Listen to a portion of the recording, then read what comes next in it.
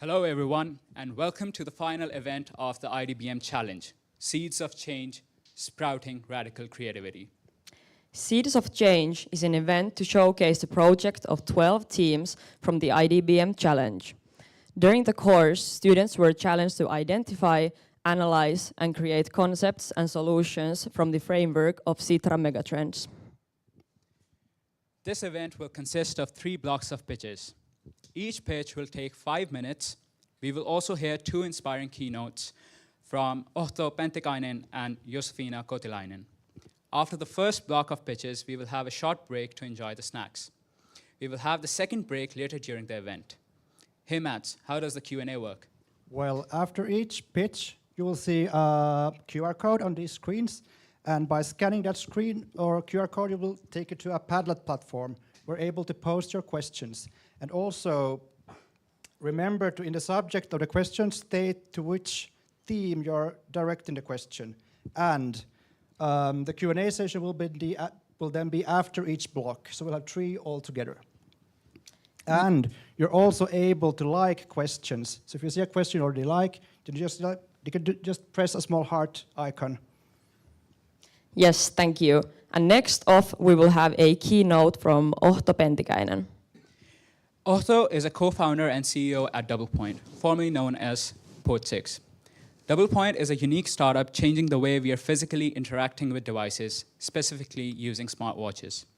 The inspiring and most relatable part of their story is that they also started as a group of friends here at Aalto, just like the teams we have here at the challenge today, but with a spark to make a difference. So can we have Otto on stage? A big round of applause for him.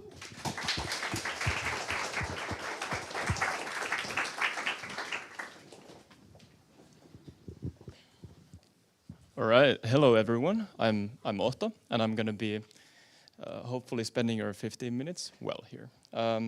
So Apurva asked me to join this event yesterday, and I don't know how he usually operates with you, but I usually tend to find urgent requests from Apurva, especially since last time I talked to him was during the last batch of IDBMers. So we were actually one of the industry projects for the startup track in the previous IDBM batch, and it was a great experience. And I'm sure all of you are looking forward to the industry challenge. I'm not going to be here talking about that because when I heard Apurva, but of course last Saturday there's even more screwed up things happening in the world.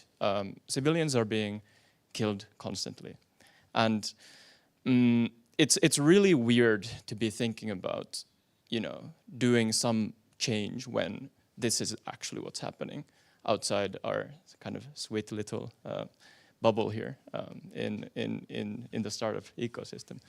And for me, this caused a lot of reflection. And I guess during this keynote, I want to bring you into some of the reflections I've had and some of the things that I think when I see things like, when I see events like this happening in the world.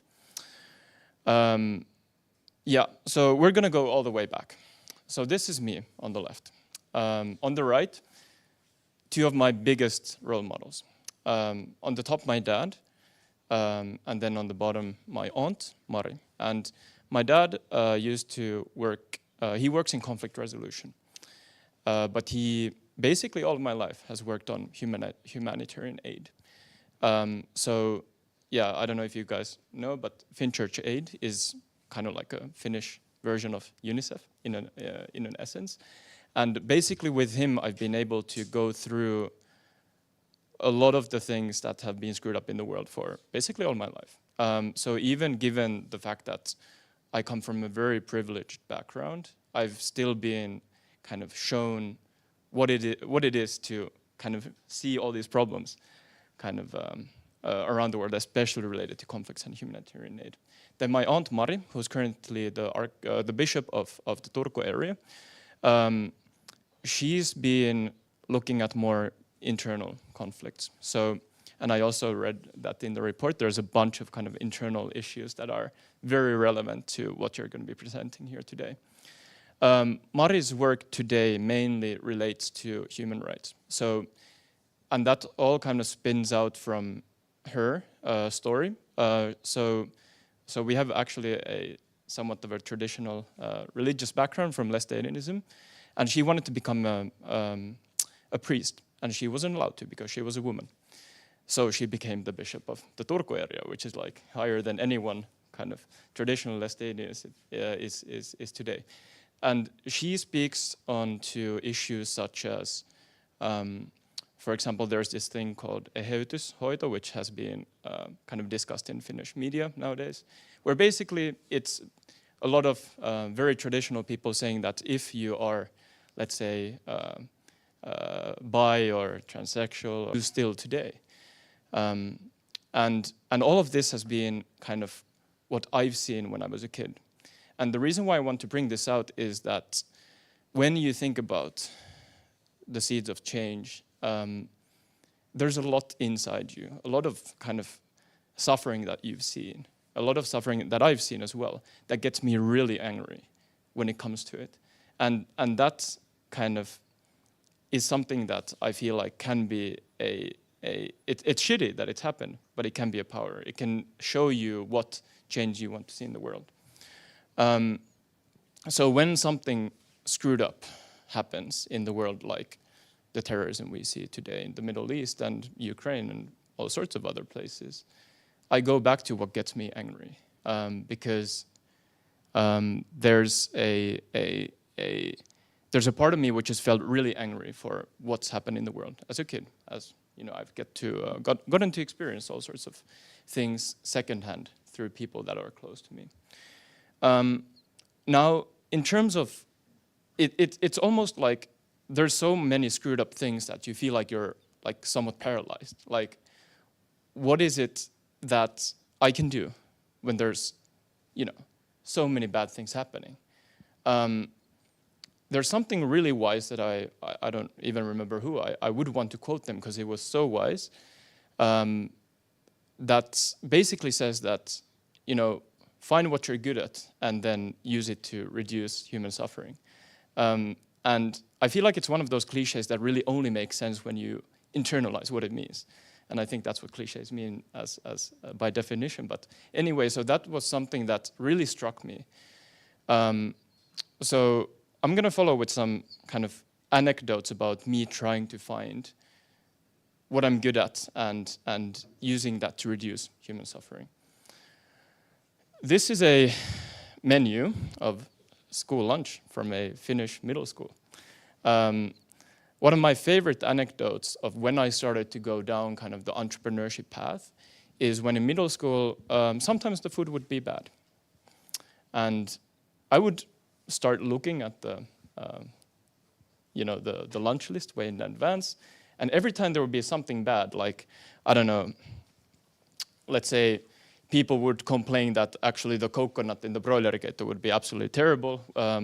You know, we're not going to eat it. And that's something that would happen in a Finnish middle school. I would go to the store before each of these days, and I would get a whole bunch of microwavable meals, and I would sell those to my fellow kids for a good margin.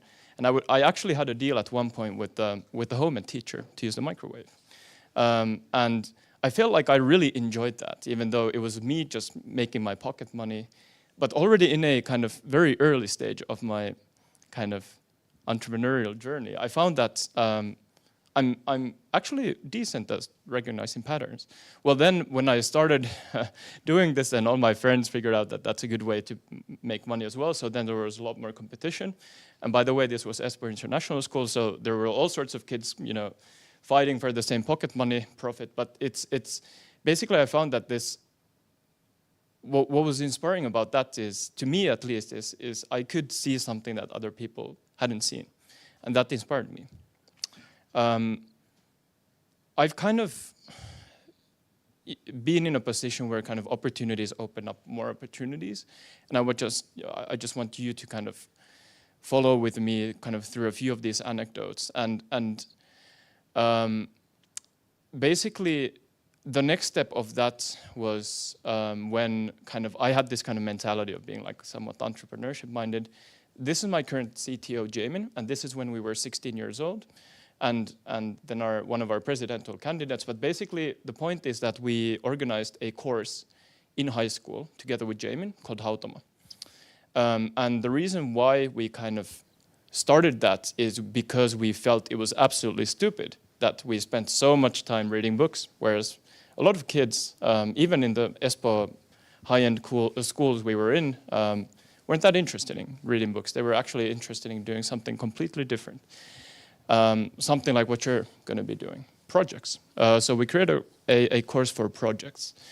And it was basically just to get ourselves out of kind of the academic demands, because we were able to give students courses for doing these projects. Sounds familiar, right? But this was in high school. And the course had around 60, 70 people per year. And basically COVID shut it down because then, there weren't any people to kind of run the course anymore. But we ran it for when we were 16 all the way until 19. And actually, Jamie and I, we worked on Double Point for 3 years now together. So we kind of formulated this relationship. The kind of the struggle there that we found was that we really wanted to do something else than read books. We had done a few projects, like Jamin had sent a balloon up to space and whatnot, where he found that he actually learned a lot more than reading books. And we wanted to share that. So we found what we were good at, which was organizing things. We got a bit of money as well. We had around 30,000 euros each year to spend on organizing the course. And then we were able to, just enable a lot of projects for kids that otherwise would have been stuck reading books. Again, like there, it really came from a kind of a pain we were having. It was not as deep as some of the kind of the humanitarian aid that I was talking about previously, but it was a pain that people were having. Like today, there's a lot of discussion about the mental well-being of high school students. Well, no matter if they need to read a lot of books and kind of infuse themselves with a lot of information that they're going to forget anyway. So no matter. Then again, disclaimer, I haven't finished high school in Finland, so I don't know the full story of it, but thanks to, or we like to think that thanks to us, actually a lot of these people found kind of the self-confidence to do projects on their own. And we at least kind of found that really inspiring. So, I mean, personally, I've followed that journey. So a few kind of things that I felt like I've had the mental capacity to start. So after kind of that project, I got kind of involved in this company called WeHost. It's still operational. We manage around 100 apartments in Finland. I was super young. I was 19. During the same time, kind of my dad had talked a lot about immigrants coming into Finland. So kind of the immigrant kind of crisis, I think it was around 2014 to 2016 was happening at the same time. So I actually made it my mission to try and hire as many kind of people that wouldn't otherwise get jobs. And that was one of the things that drove me kind of during that project. Like I wasn't that interested about rentals or apartments. It was more about finding a way of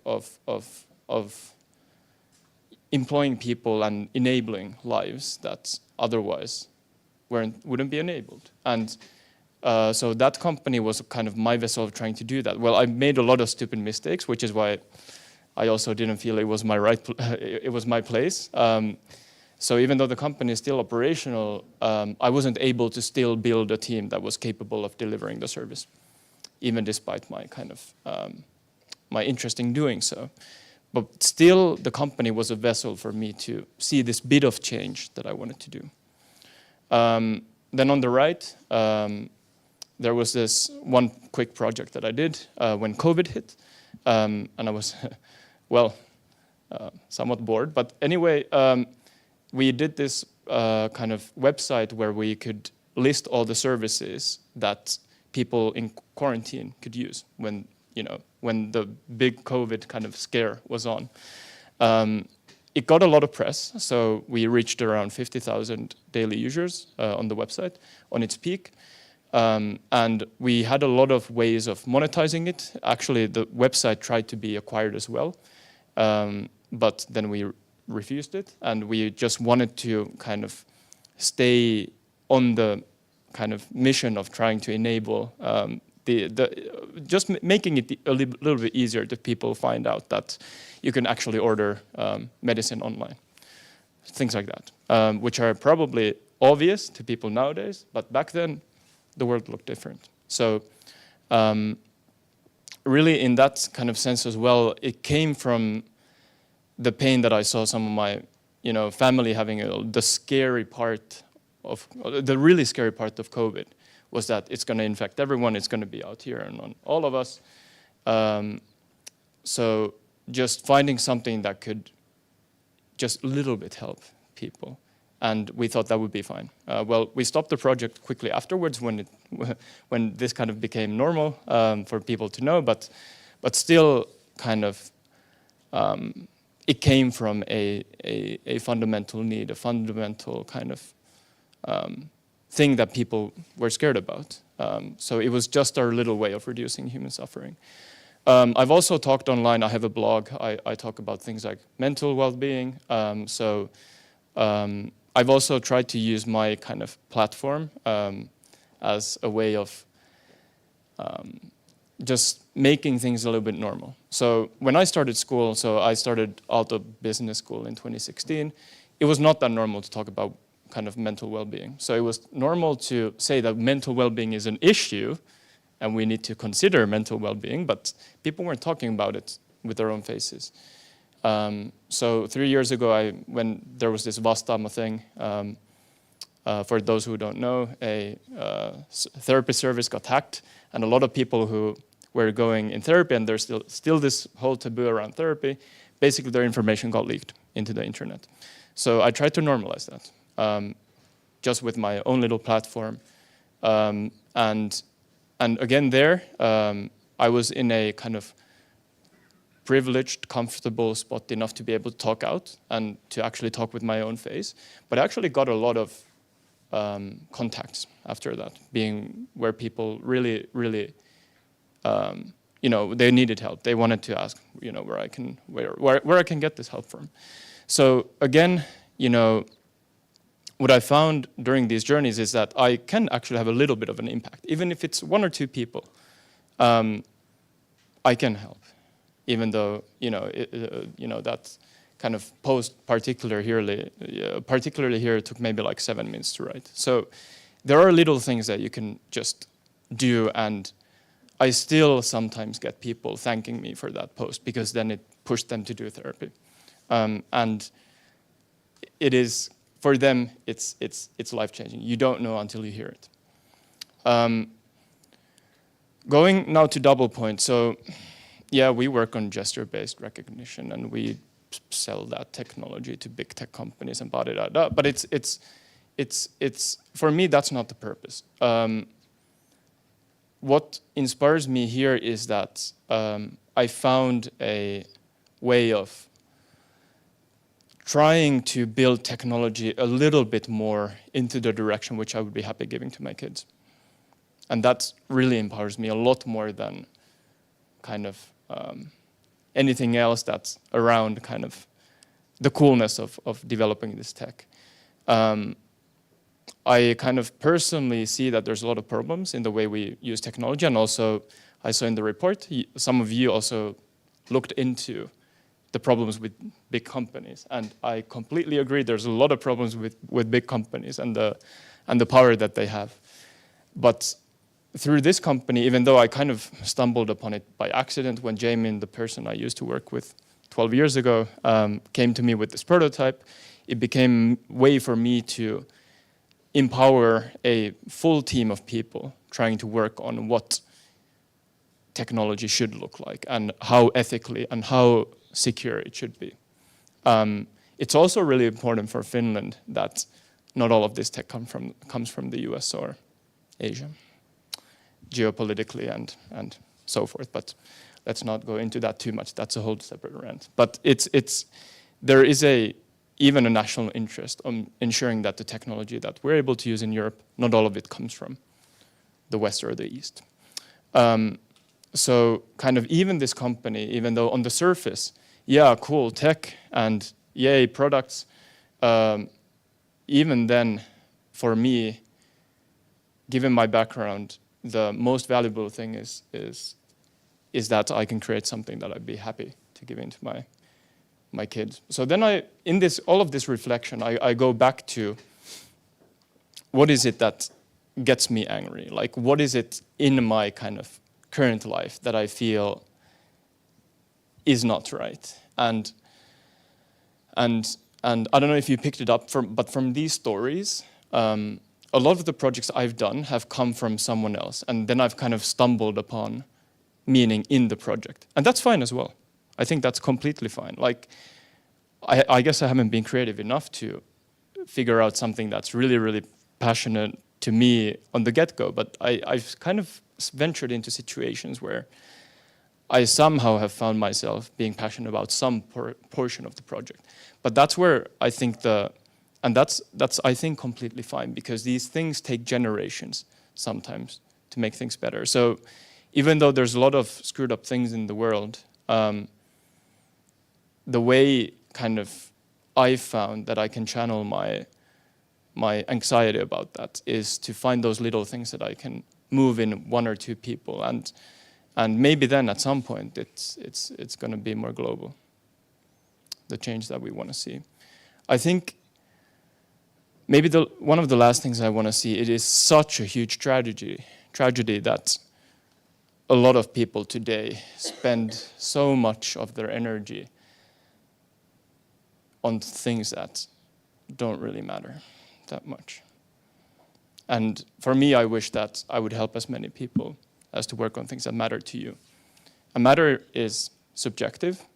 A different thing will matter to, all of us. Different things matter, but that's where kind of, if we can find something that we're good at, or not even good at, just do a little something to reduce human suffering, I think we'll be able to make a better world. Yeah, that's me. Thanks for having me. This was a pleasure. And yeah, I know I didn't talk much about our company, but I think that's not the point. Thank you.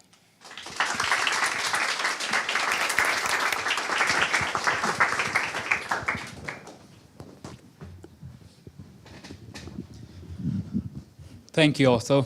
I guess, after all, it's all about choosing your own battles and then sprouting those seeds of change to tackle those.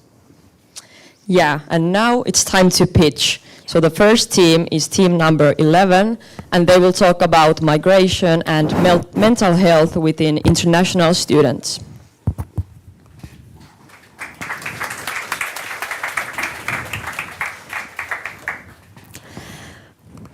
Hi everyone, my name is Alina and this is T, and we want to start our presentation with a question to the audience. Can you please raise your hand if you are an international student?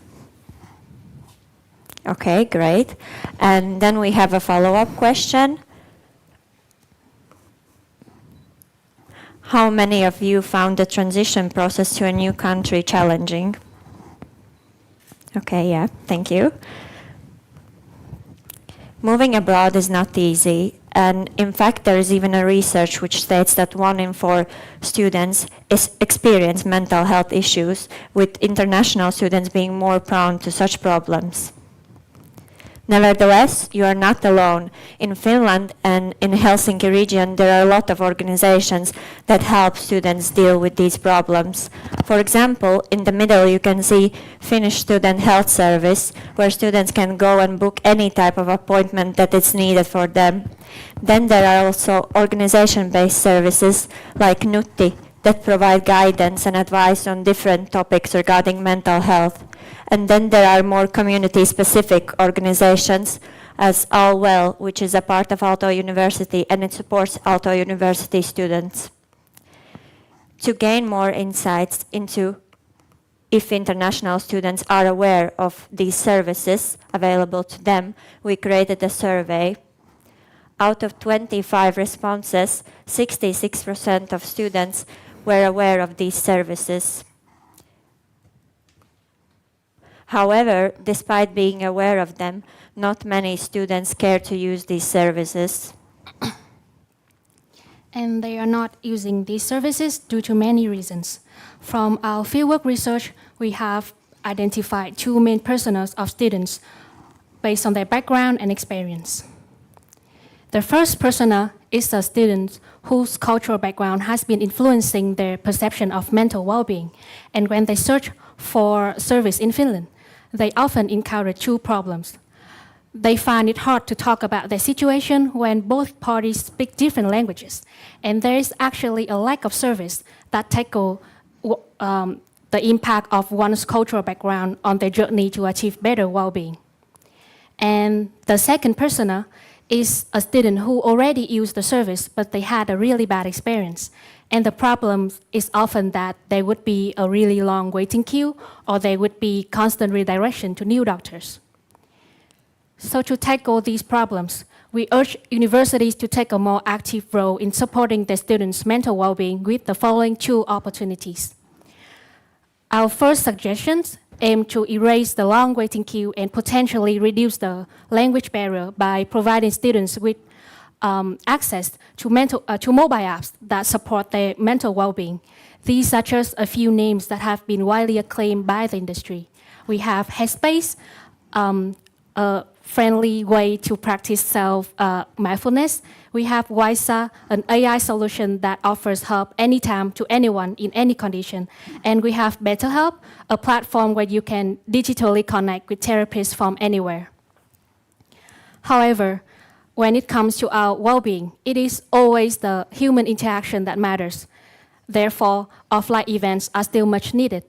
What we strongly suggest is to change the format from generic one-time events to more team-specific workshops where students can go beyond the surface and gather the knowledge that is actually useful and relevant to their life. And we believe that AYY or NUTI can be among the key partners that help building this workshop for students, especially for those that move here from abroad. With these two opportunities, we aim to make the most out of existing resource and enhance the ecosystem of well-being service for students. We believe that this approach will help bridge the gap between international students and service providers for a better transition into a new living environment.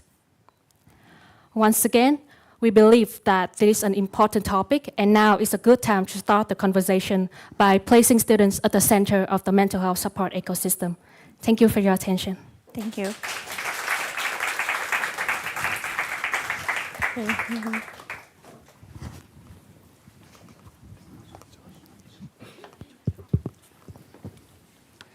Now we are switching the industries completely. Team number 10 here has investigated the topic of sustainability in the construction industry. Let's welcome Team 10.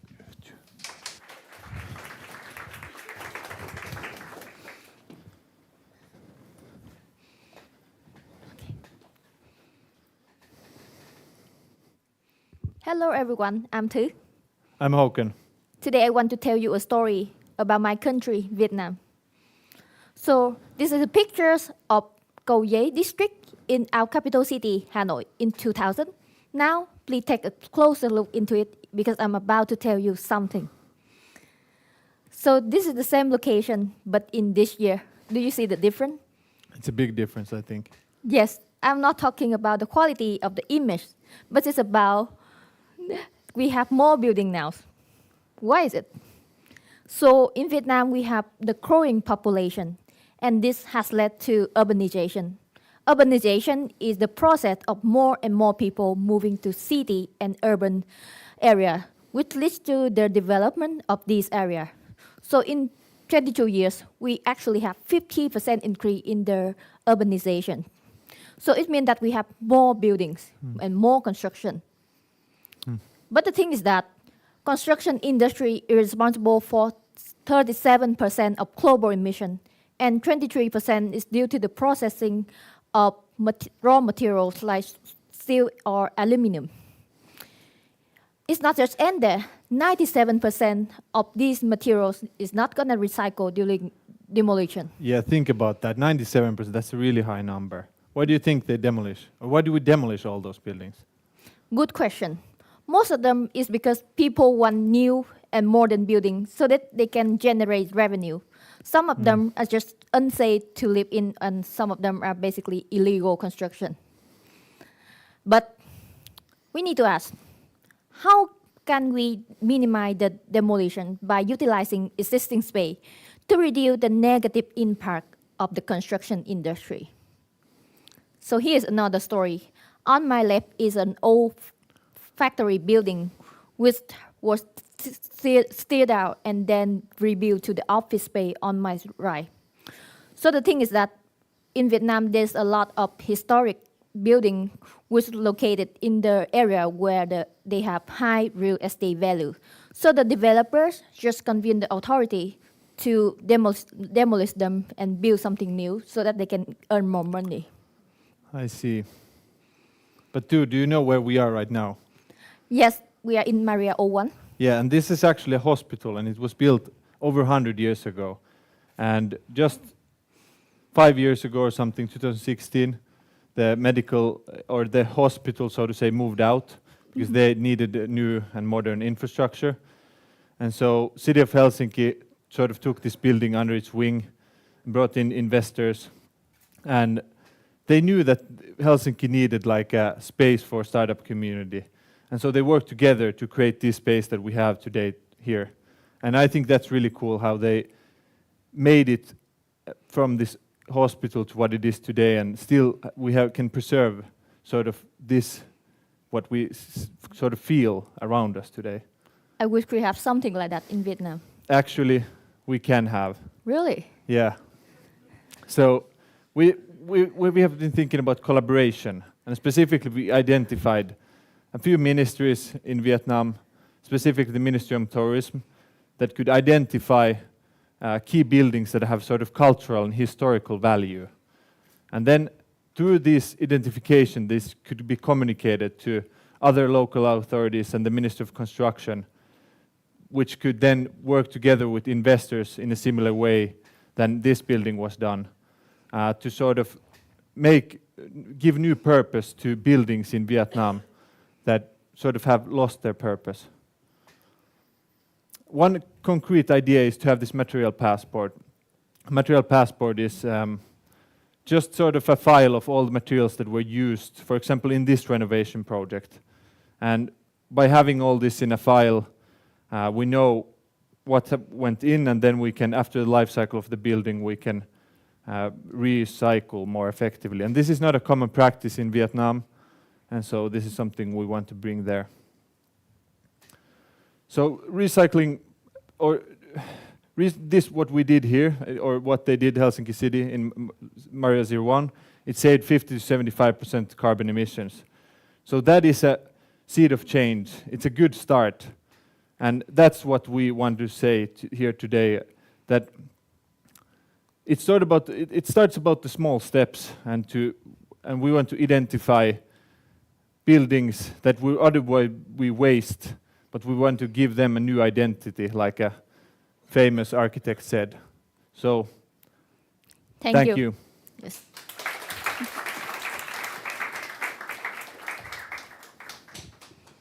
Thank you, Team 10. And just a quick reminder that the Q&A is open for both of the teams. Just scan the QR code and send out your questions. And next team is number 5, and they will pitch about improving the fitness tracker user experience. So let's welcome team number 5 on stage.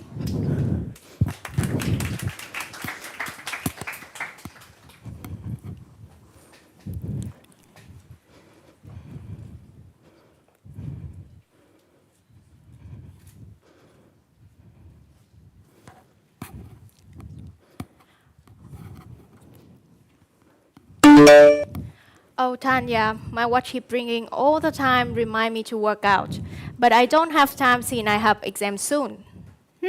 Sounds familiar. How many of you have been in a similar situation?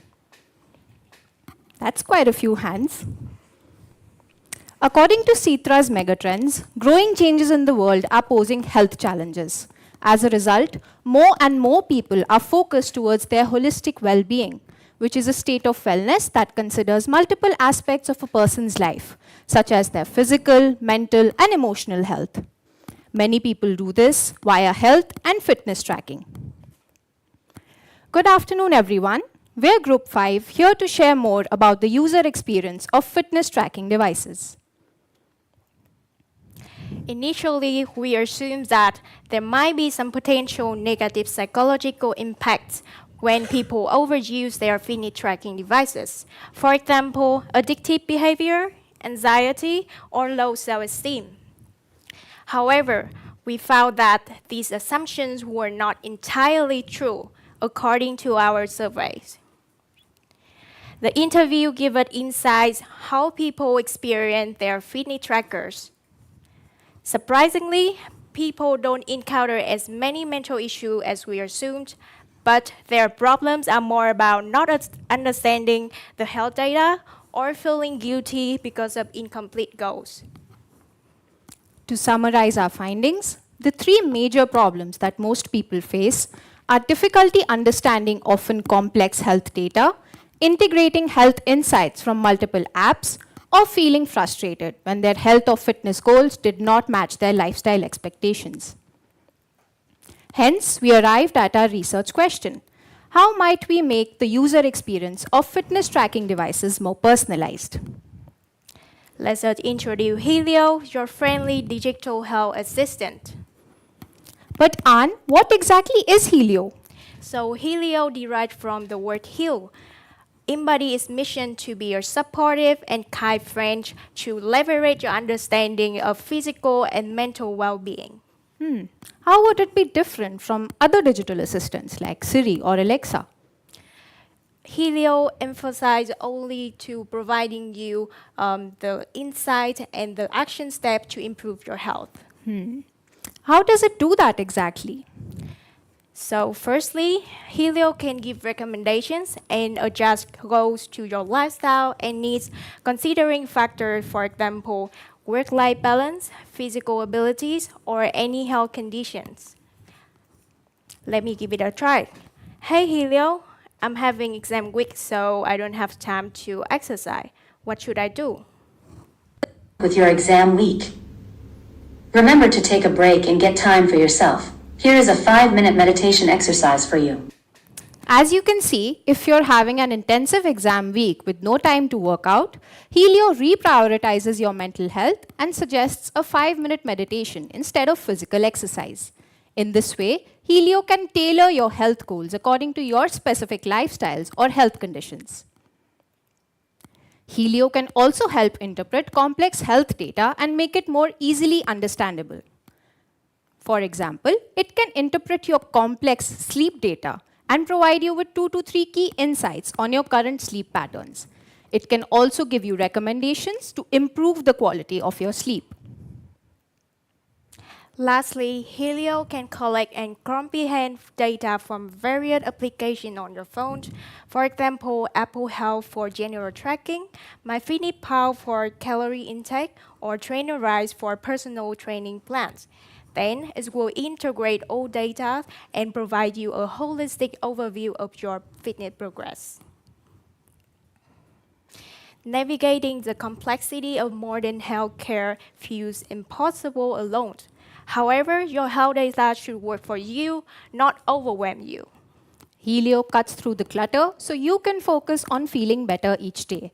With Helio as your guide, you will have access to the insights and support you need to feel like the healthiest version of yourself. Simplified, empowered with Helio. Thank you for your Thank you. time.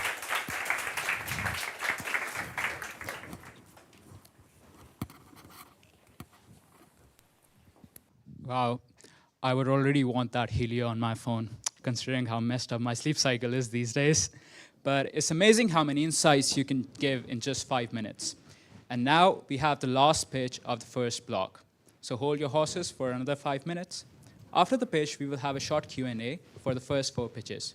So now is the time to send all of your burning questions to the teams. Here it is, the QR code, scan it, and shoot away. Yes, and lastly, team number 2 has gone to tackle a bit deep of a global problem.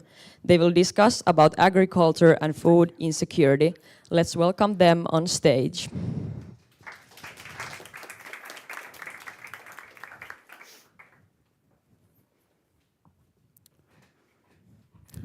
Hello everyone, my name is Erno. And I'm Jenny. And we are here to present Soilmate. Jenny, do you remember what you last ate? I had a piece of apple pie. Interesting. How about the audience? Do you remember what you last ate? Pasta, okay. Do you know how much effort it took to make that food that you are imagining? As an example, the apple pie that Jenny ate has probably gone through many different stages, for example, from harvesting to farming and manufacturing and processing. So it is kind of complex from our food to move from this into this, which is our local grocery store. And to highlight the complexity, an average supermarket can contain up to 25,000 unique food products. We believe that we need to change our approach in the food system or to food, and that we have estranged ourselves from something that is vital for us. So, food production is complex. How can we understand it better? According to our consumer surveys, 94% of our respondees stated that they want to buy more local produce, and 69% of them were interested in starting growing their own food. But is there some way that we could help them? Yeah, absolutely. So we identified that the consumers that want to start growing their own food but haven't usually are prohibited by the fact that they don't have time or knowledge of how to grow their own food. But we don't believe that you need to be a plant expert to grow your own food. That's why I wanted to create Soilmate, to make gardening and buying local produce simple. So on the Soilmate app, you can get connected to local produce easier, so that this kind of factors such as knowledge and time are not prohibiting factors, but this make it more convenient. So on the app, you can volunteer on a farm. Farms can make open calls for like what they need help with for volunteers, and volunteers can come and work on the farm to actually see how the food is made. So they can help with the planting, the cultivation, and even the harvesting, and maybe even the processing of the food. You can also buy local produce through our subscription service directly to your door to make it more easy to buy fresh local food, because right now it's maybe not so accessible. You can also grow your own food and have these easy, tangible tips to help you grow your food and take care of your plants so that they don't die like my house plants tend to do. So we also offer a premium service, so that would cost money. And on that service, you can purchase this Soilmate measurement tool that you place into your soil. And this tool measures the moisture, the pH level, and the UV index of your soil.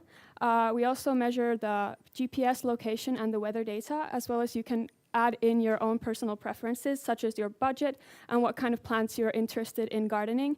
And with these, we are able to predict how you should be taking care of your plant. So when should you water it? When should you fertilize it?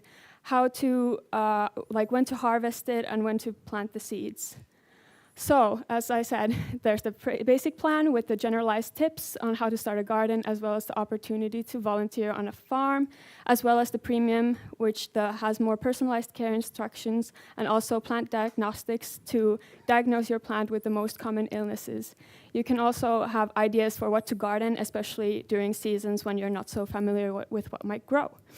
Additionally, there's the seasonal produce box that can be subscribed to and delivered directly to your door with additional recipes on how to or what to make with the vegetables and fruit that you're given. Now, this all sounds great, but why should I care? Yeah, we believe that we need to redefine our approach into food. And if we understand our food better, can it change our behavior and mindset towards it? Let's not take our food for granted. Thank you. Thank you.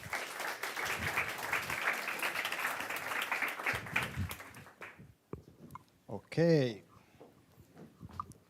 So thank you for all those pitches. And now I'd like to welcome one person from each team that has pitched so far up on the stage. And we can have our questions and answers session. And there's still time for you to post some questions, so please use the QR code now that it's working. So teams who just presented, can you come up on stage?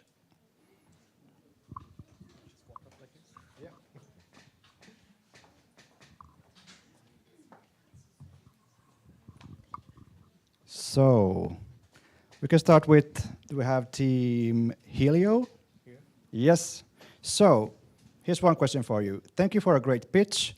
And I'm interested, how did you come to Helio as your final solution, and what solution did you have to eliminate, and what other solutions were you considering?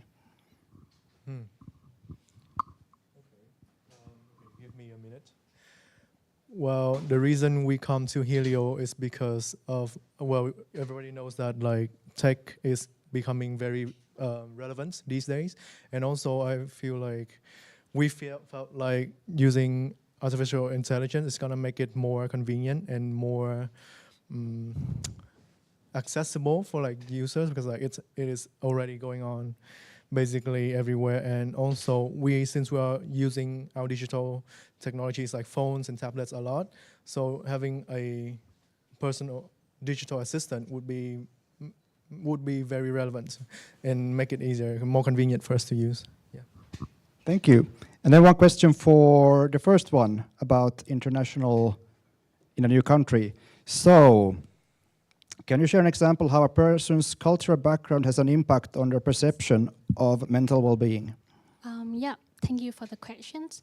So during our fieldwork research, we found that there can be certain stigmas around mental well-being in certain cultures. For example, mental health can be perceived as a sickness, a serious sickness, or can be perceived as you going insane, and which is extremely inaccurate.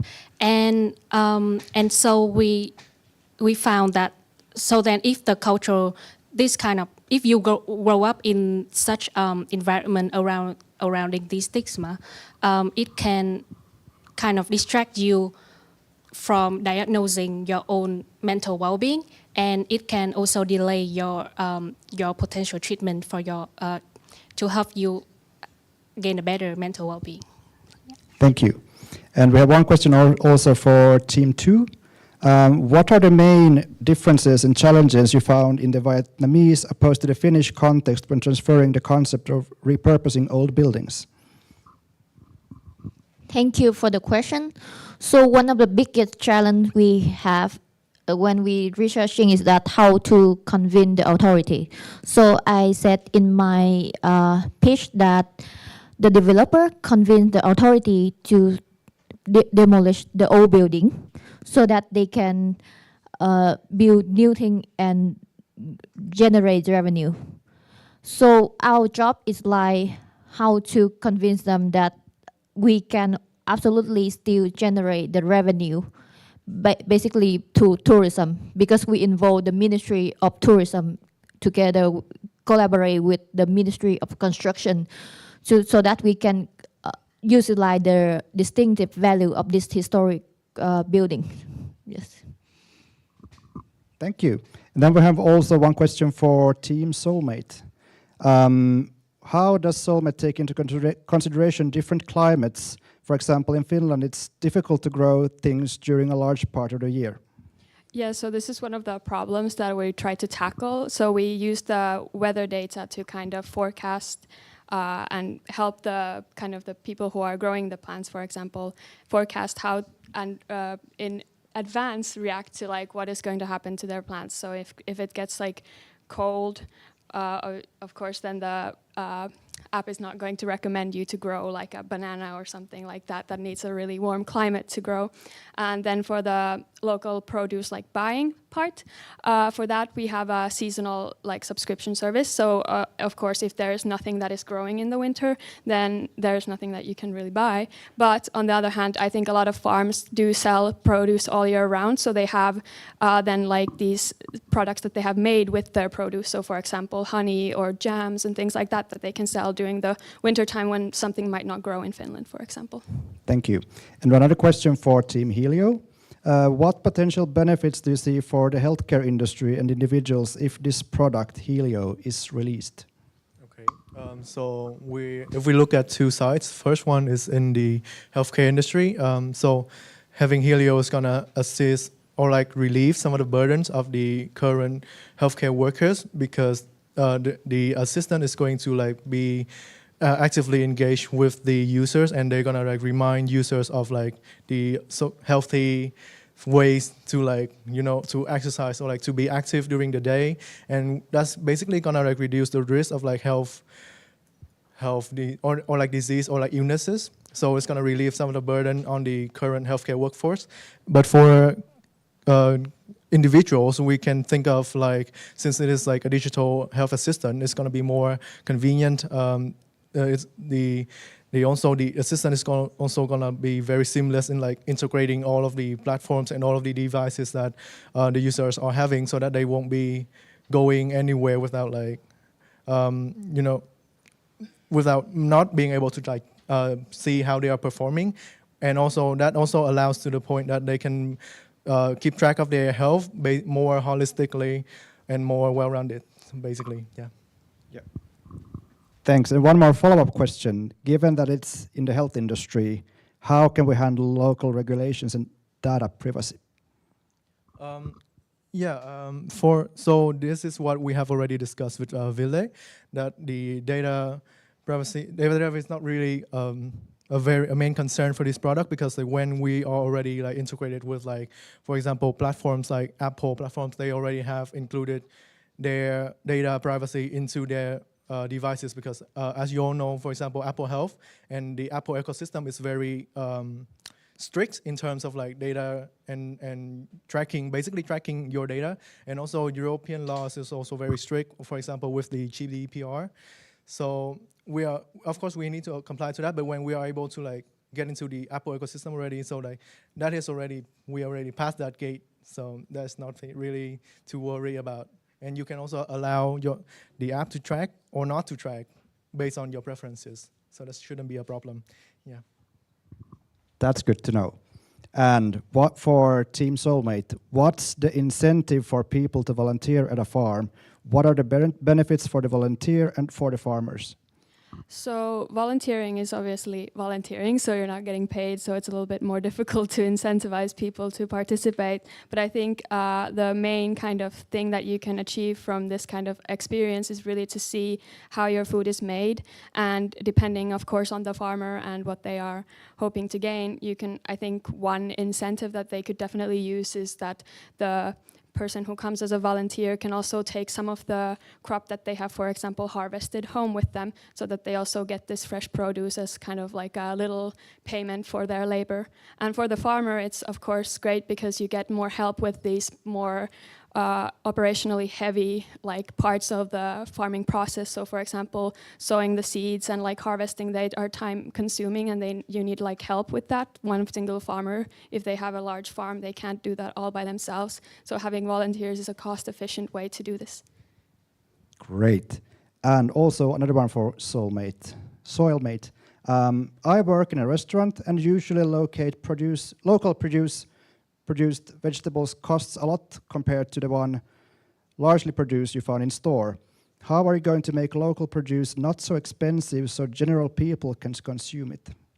That's a good question, and I think local produce is always going to be a little bit more expensive because it's just the way that it's maybe not produced in such a massive and efficient way that like a huge industrial farm can do, and that's also not quite sustainable in my opinion. Most of the time they're using quite bad fertilizers and pesticides that are harmful for the environment and people. So I think it's not about making food more cheap, but it's about making it more accessible, and I think that like it's quite impossible probably to make it very affordable, but yeah, just make it more accessible. And I think in a way, if more people are buying local, maybe that will also take the cost down, as it's less risky to make the food because there's less waste from the farmer as they're able to sell more.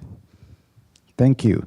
And I have one question I came to think of when regarding recycling building materials.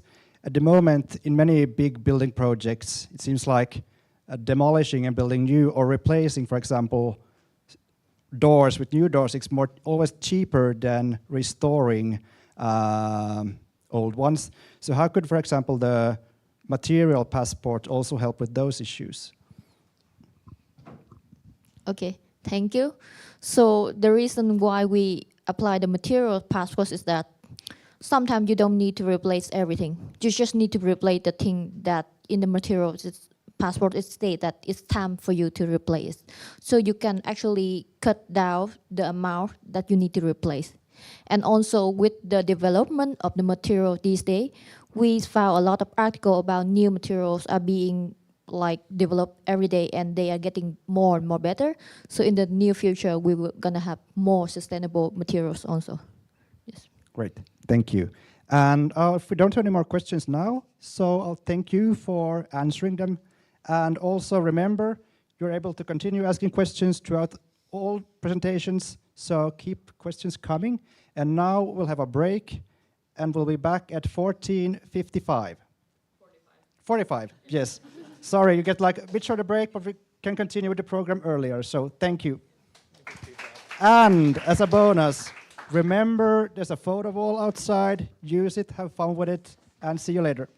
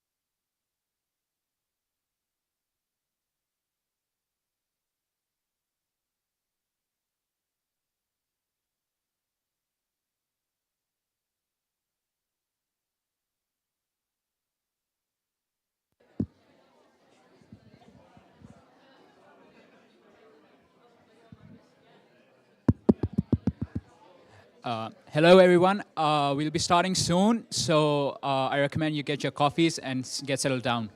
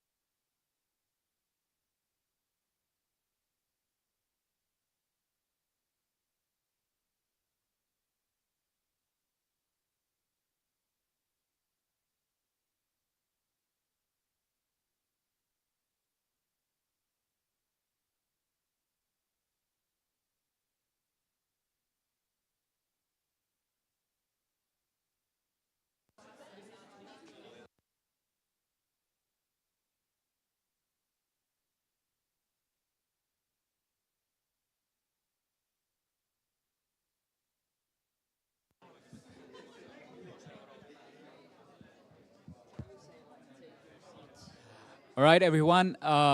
We request you to take your seats, please.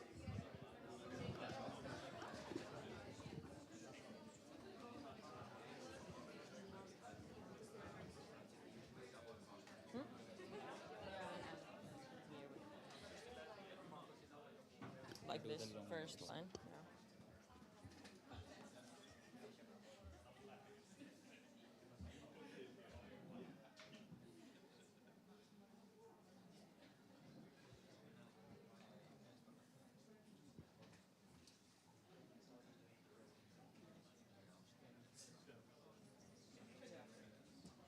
Okay, welcome back.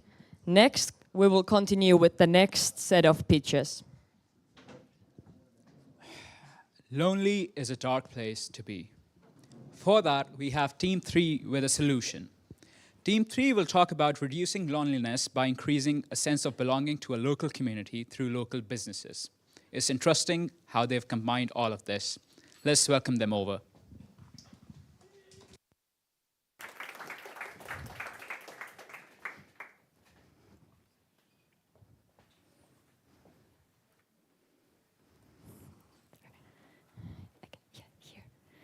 This one? Yeah. Wait a second. Reset, and then start.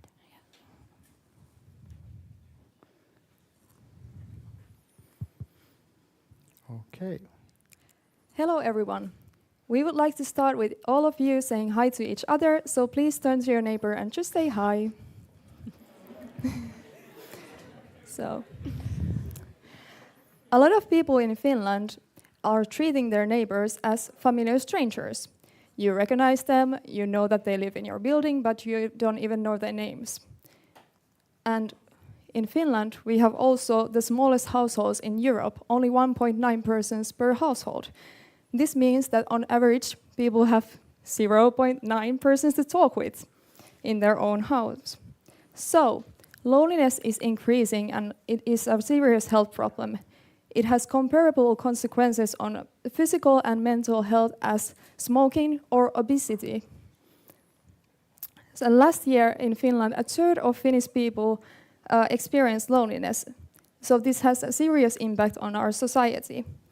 It's a growing problem and it has increased significantly during the past years. So how can we tackle this problem? Well, these three factors, social network, sense of belonging, and perception of the local area, can affect loneliness in local communities. Social networks can provide us with the actual support, and sense of belonging is a feeling that I am a part of a local community. It can reduce loneliness, and perception of the local area, its environment, its services can either increase or decrease loneliness. And social interaction can affect all of these three factors.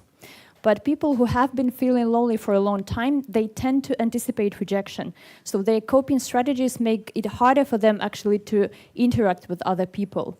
And there are people who cannot participate in hobbies or other social activities, so how can we reach all these people and what could be a place for social interactions for them? Well, something never change. We all eat and we all go to grocery stores regularly. But why would grocery store be interested in having more social interactions and sense of community? Well, by research, actually social interactions are a factor of customer loyalty. So they can stand out from their competitors and can have more support of their customers. But why or how can we do that? Yes, so now we have identified a problem and we have the opportunity to think of a solution. So we started thinking like, is there something we could bring to the store environment to make people more like talkative, interactive with each other? And different people have different social needs. For example, the threshold and willingness to start an interaction might vary a lot. So, for example, it's easier to approach someone if you can easily see like, hey, that's a friendly, open person. On a product level, this could be, for example, a different colored basket or shopping bag indicating like, hey, I'm friendly and I'm open for a chat. And it could also be, for example, having an environment that invites for encounters. For example, with an art wall that neighbors and customers can take part in. And how many times have you gone to the store and then forgetting, oh, what did I come here for even? So, for example, a great help and also a community strengthening service could be sharing recipes and learning what your neighbor cooks, because that could be really inspiring. And for example, it could be a spot in the store, like here, with recipes. And it could be according to season, festivities, campaigns, and it gives you an opportunity to learn and from your local community, which would then enhance your sense of belonging. And it could go like this. You share a recipe. For example, it could be like a moon cake from the Moon Festival. And then the store could be like, hey, Moon Festival, moon cake, this sounds nice. We'll make a content and campaign and a product display based on this. And then customers and neighbors are able to then experience and learn about the new culture. So all these tools could help people become more chatty and open, but what more could they do? So with our ideas, we are proposing a future where grocery stores could be a place for easier social interaction. We could help businesses have more loyal customers, and this is how we could also have a social positive impact on the neighborhood and make them more safe and more trustworthy as people would know each other. It would be easier for people to indicate that they are social, they're open, they're friendly and approachable, even if they feel anxious approaching other people. So as grocery stores are more antisocial with self-checkouts and self-scannings, this decreases the social interactions of people, and it might be the only one of the day for some. So our ideas are to increase the sense of belonging through local communities and shared experiences. And this would hopefully reduce loneliness. So maybe next time you go to the grocery store, you feel chatty. Thank you. Thank you. Thank you. And if you want to go back and see the amazing slides on reducing loneliness, you can always go back to the YouTube recording. But hey, Ali, what is your screen time? Oh, let me check. Oh wow, it's really bad. It's 6 hours a day. Oh no, we gotta find a solution. But gladly, we will have the team number 1 sharing their insights on how you and others can be helped glued to their screens. Let's welcome they on stage.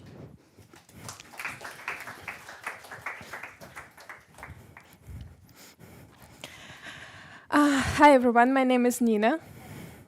And we would like to start our pitch with a small question. How much time do you spend within your phone every day? Just think about it a little bit, but we will tell you about the statistics. So according to the global statistics, around 7 hours per day usually people spending with their phone or gadgets. We did even our own poll and research within Aalto University, and we understood that this time is 32 hours per week per one person. Imagine, it's like a working week, but within your phone. And you may think that it's an individual problem. Yeah, I can spend a lot of time within my phone, and it's my problem. In fact, it's not, because your mental health and your, for example, efficiency can influence your performance within community, working community, or health community, and it will influence your like the whole society globally. So we need to tackle and think about this problem. And you also need to understand that there is no such thing as a whole screen time is bad. Actually, you need to communicate, you need to study, and it all can be in your phone. So we need to understand which areas we can think about to reduce the time of screen. And of course, there are existing solutions. So there are several apps which giving you statistics, and you can check how much time you spend on your phone. But there is one huge problem, is that usually when you are using the statistics, firstly, you just don't think about it. Like, I don't have an issue with screen time. Then you're thinking that, okay, I'm just going to ignore my limit, which I put yesterday, and then you're feeling guilty because you used your phone too much.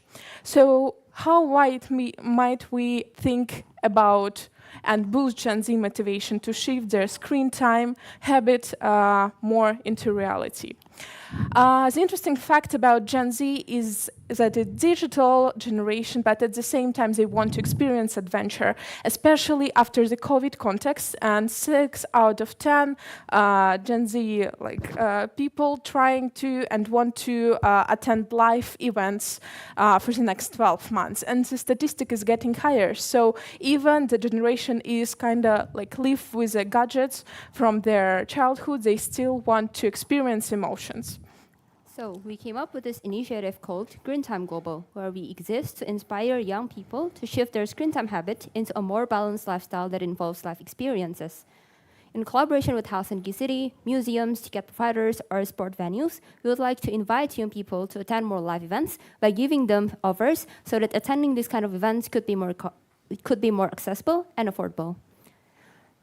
Our first step is to use screen time data as a canvas for change. Then we will introduce GTG card, where you can use it as a passport to go check-ins and track your real-world experiences. We will also initiate screen-free activities that you can attend, so to invite young people and embark them on finding new fun habits. So here's how it works. By utilizing existing screen time data that we have on our phones, we will be using this to offer young people whenever you go to your favorite concerts or museums, just by simply showing your screen time, and you will get benefits according to your usage. Now, the best part is you don't need to install another app. Here's how it works. The less time that you go spend your time on your screen, the more that you will get benefits. And we will also be using guidelines, so that if you find irregular data that shows that you are manipulating or turning off the systems, you might not get the offers, and you will also be banned from further participations. But we know that change is a journey, and we want this movement to be a long-term engagement. So if you find our truck somewhere in the park, you can make yourself a GDG card, and you can scan it the next time you go to the events, check in at the parks, or even immerse yourself in a variety of activities that we initiate, ranging from community workshops, eco-volunteering, or even spend your screen-free Sunday hiking to the forest. And if you have a friend who's always glued to their phone, you can also give them a GDG gift card where they can spend to go to Linnanmäki this weekend or maybe somewhere else. And together, join our movement and let's experience the world beyond the screen. Thank you.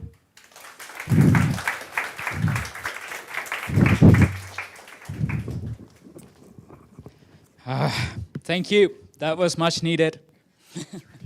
Next, we will have team number 6 telling more about how we are missing on communicating in real life due to increased social media usage. Ali, you need to focus on this one as well. I know. Let's give a warm welcome to Team 6.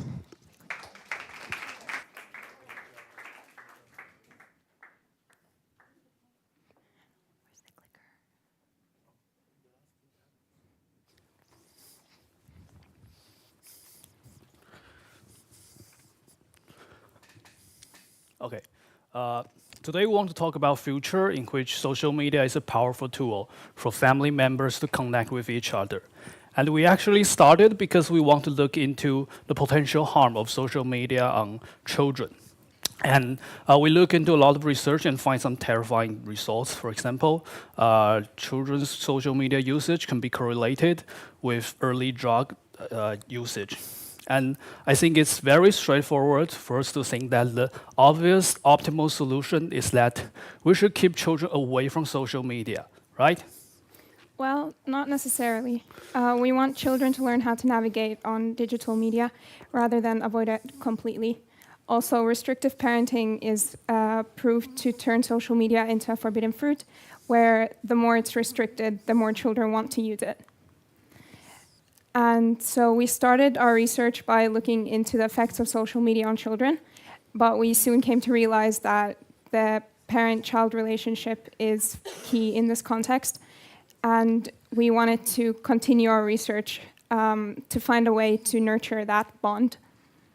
And we arrived at our question, how might we help family members better understand each other through social media?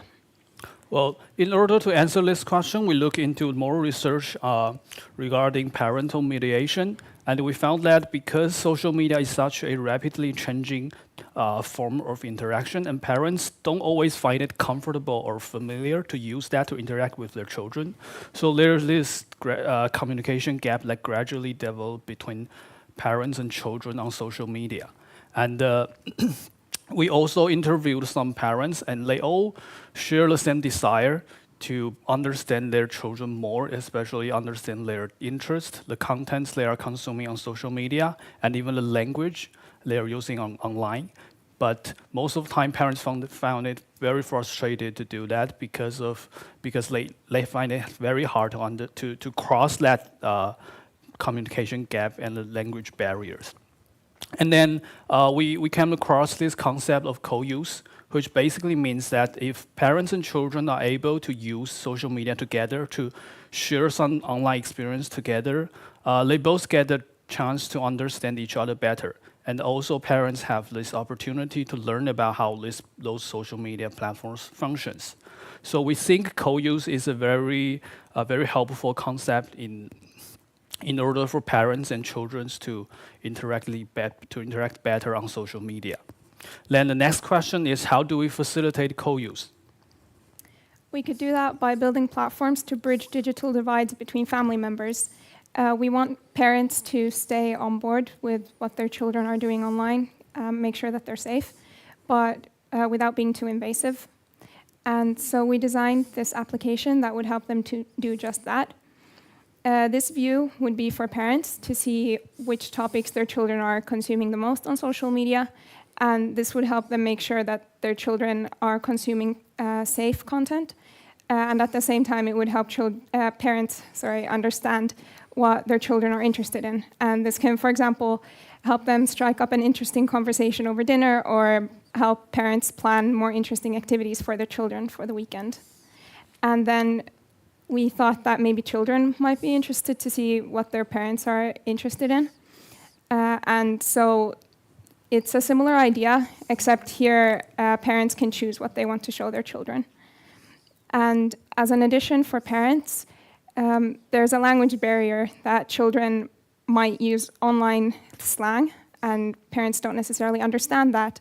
So we designed this slang detector that would follow parents on social media, pick up slang words, and provide definitions for them. But would children and parents actually use these tools? Well, partly. In our user validation interviews, most parents do state that the tool we build are very helpful for them to better understand their children's online behavior. But at the same time, they also share with us a big concern, which is they think children are really interested in parents' interest.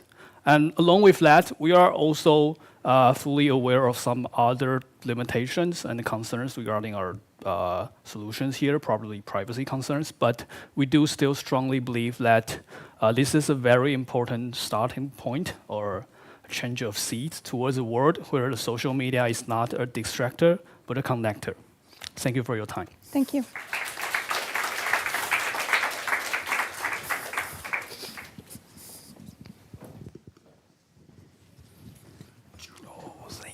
Thank you, Team 6. That was very insightful. I'm feeling a bit sad. Why though? During the last 6 weeks, I've made so many good friends, like family, and now that the course is ending, it makes me sad that we will seldom see each other. Oh, don't be sad. We've got the next team who solved exactly that. Team 7, they figured out a way out of feeling sad and alone. So I welcome Team 7.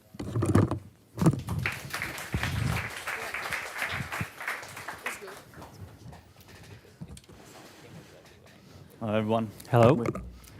We're unveiling Finland's quiet crisis. Do you remember, not so long ago, you were all trapped, confined to your homes, unable to see friends or even step outside? Now imagine that you feel like that all the time. Loneliness is a very complex issue and can manifest itself in many ways. You have emotional loneliness. It can arise from a loss of a loved one. You have existential loneliness. It's a more deep, more pervasive type of loneliness. And then there's the obvious one, social loneliness. So lack of friendship or having no sense of belonging. Loneliness is not anymore about rarely seeing other people or living far away from others. It's about having all the means of networking and social interactions, but having no one to contact. And this is what we want to help people with before they feel the need for professional help. And people experiencing loneliness often need professional help because loneliness often coexists with depression and anxiety. And because of this, there's also higher economic cost with higher healthcare utilization rates. Loneliness is very common in Finland. 25% of Finnish people experience loneliness monthly. That's almost 1.4 million people. 36% Finnish people experience loneliness sometimes. 69% Finnish people, however, feel that loneliness is a serious or very serious issue. However, 79% people experiencing loneliness do not seek help for it. Thank you, Jere. And that's why we want to turn this whole thing around. We want to activate those people who have the resources to help to step it up and help out. So we've devised the Call a Friend campaign, which essentially consists of 2 parts. First, we want to raise awareness about loneliness. So we're gonna have like a campaign launch event where people can come and experience loneliness through a simulated empathizing experience. Virtual professionals, they will be there to engage and learn about it. It could look something like this. So here we have our booth in a very central place. where one can come in, and go through the experience. Now, loneliness is a common experience to all of us. We probably felt it one way or another. So once you enter the box, it might not actually be that nice of an experience, but nonetheless, there are professionals there to guide you throughout the experience, and outside as well. So if you're just passing by, you can stop, talk about it. They're also there to raise awareness about the issue. Then, the second thing, the call a friend part. Here, we want to connect people. And so we have this 4-week-long challenge where we incentivize people to call one person each week. And after that 4-week period, if you call someone who might actually be, you think might be experiencing loneliness, you'll get a prize. It can be a lunch that is paid for you already, or some other premium with some of the companies we're going to partner up with. Now, it's your turn. I want to do a little exercise with you. Please take out your phones. Yeah. Some of you already have them anyways. Good, nice. Now, choose your favorite messaging app. And do a little bit of scrolling. And think, who might be a person who might benefit from a call right now? Is there someone I could contact maybe? Send a message, or after this event? Now, I dare you, send that message. Ask them, hey, what's up? How are you doing? You were on my mind.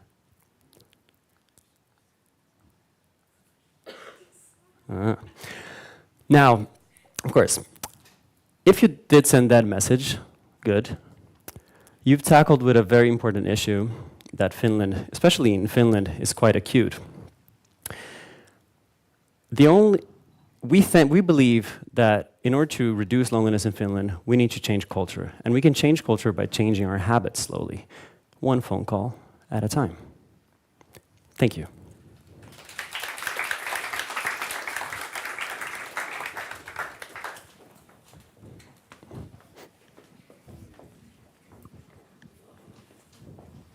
Team 7 made solving this problem really easy. I would like to invite Mats for the Q&A. Thank you. So now it's time for the second Q&A session of today. So could you please have representatives of each team now on stage? Welcome. And we'll go through all the interesting questions we have collected in the Padlet. And also, feel free to continue asking questions throughout this session also.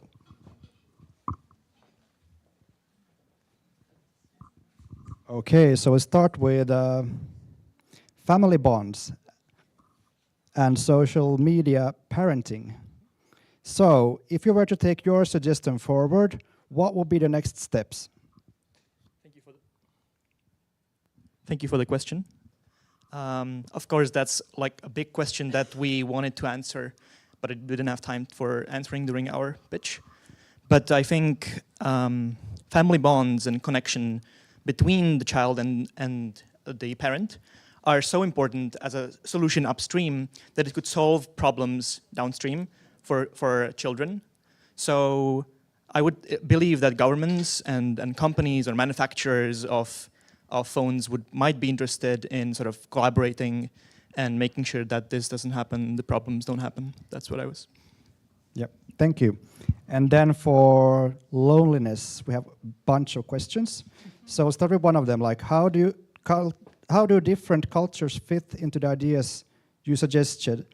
In a place like Finland with many cultures, how can stores make sure everyone feels included and respected while encouraging people to talk to each other? Okay, thank you for your question. I think the main point is, first of all, make them aware of such a campaign if a grocery store would participate in that, and so sharing basically information in different languages, and then actively try to make different cultures visible. So maybe actively asking those recipes from different cultures, for example, actively encouraging people to share their experiences and share their knowledge there. So that might be a way to get them involved into this program. Thank you. And then also one question for screen time. Do you feel that the movement is also favorable for the older generation, or does the idea only target younger people? If we're talking about our project, our main audience was younger people, but of course the project may be bigger and, for example, tackles a problem within our parent generation, because this problem is not so popular between our grandparent generation. And for example, for our parent generation, there can be some activities for families, even like, for example, hiking for the whole family together, or some weekends in the nature, or something like that. So for future development, yes. Thank you. And also for the next lonely team. Will your solution also include a way for lonely people that don't have contacts on their phone to find someone else to call or connect with? That is a good question. So I think that's a very good question, because there are two ways to start maybe tackling this. You can maybe start targeting lonely people, or then how we did it, like maybe activate those people who have the resources to help. But the line is very blurred. You know, loneliness, you can feel loneliness for one while, you can be lonely for one day, a week, maybe a month, or 10 years. So it's difficult to divide people in those categories. But I think the reason we haven't targeted specifically lonely people, it's because it's a community effort. I think those who have the resources and the willingness to help, they can do a lot of good through that. So far we're not going to look into that too much. But it doesn't impede. If you're feeling lonely for a while, you can come on, hop along. We're not discriminating that. That's true. And we'll continue with the lonely. One more question for you. Did you look into if there's any communal or community enhancing stores anywhere, and how do they work? Not maybe stores actually, but we found research about different campaigns. For example, in UK, they have people who help other people to find hobbies or to find some places where they can interact with other people. And this is governmental program. Or in Australia, for example, they have a neighbor day when they encourage people to interact with their neighbors through different ways.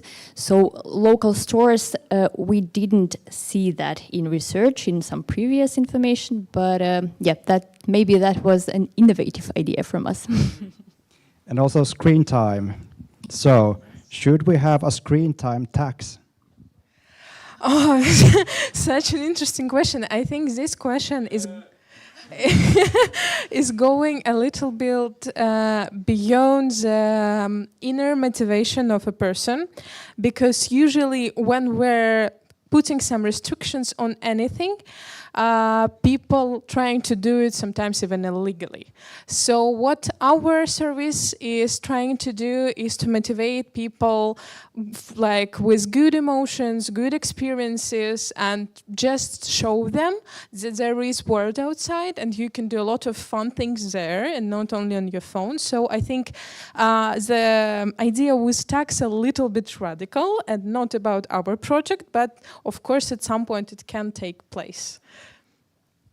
Thank you.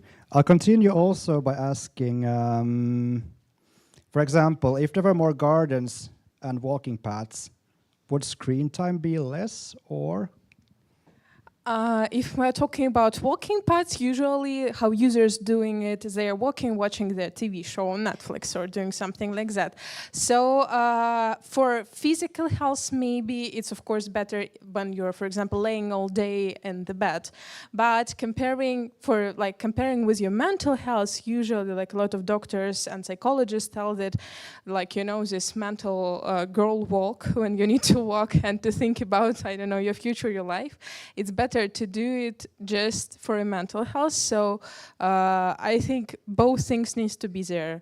So both physical and mental health. So walking paths are the good option for a physical activity, but you also need to understand that there is some life out there, out of your flat.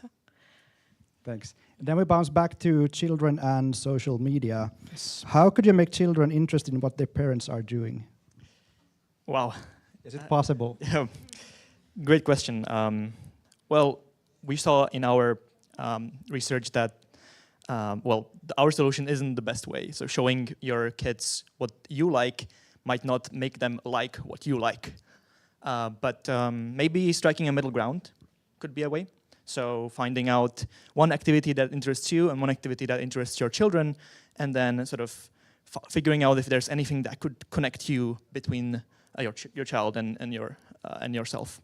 And then in one of our interviews, we actually found out that the parents are making Kahoots about their own interests to their children, and then the children also make Kahoots for their parents. So that's maybe one fun way. So gamifying your own interests could be one way. And also, if we continue, then of course it would be like kind of like surveillance. Kind of makes you think of data privacy concerns and too much surveillance from the parents' side. What are your thoughts on this topic? Yeah, again, a huge topic in this regard. And I think if you take data privacy and surveillance, you have to think that we're in an age where there's apps that parents have that can even make you turn on your child's microphone and hear what their conversations they are having. So we have to think about that, and of course there has to be a little bit of consent between the parent and then the child, making sure that they understand what the benefits are actually of you having this app and figuring out that sharing interests is quite nice. And also, I can add here from the healthcare system in Finland. Please go ahead. Doctor must ask children who are more than 12 years or older, do they allow their parents to see information? And if they say no, then it's no. It's a strict process also, so maybe it can be. Yeah, and I'll continue then on loneliness. Here? Yeah. Could you please touch upon the different patterns and needs between metropolitan cities and towns? For example, is there any need felt more as the place, like is this feeling of loneliness and not belonging bigger, for example, if the place gets bigger, and also if there's more economic activity, for example, bigger cities have more loneliness versus small cities? Well, at least in research, we found that if there is a longer distance from home to services, then that might increase loneliness, as well as deprived areas. Deprived areas can be like with different socioeconomical background, and usually people who are also, or groups of people who are marginalized in some way, they usually experience more loneliness than other people. So yes, this has been seen in research, and in rural areas, it depends also on the age, actually. So there are many factors, and we can affect them in many different ways. Yeah, and there are also, we have to remember that there are social factors of loneliness and individual factors of loneliness. So we can decrease that by affecting both of them, basically. Yeah. Thank you. And thank you for this Q&A session. We will now have a break, a bit longer one, so it's been slightly ahead of schedule, or? Let's be back 3:40. Yes. So you have almost 18 minutes. So enjoy.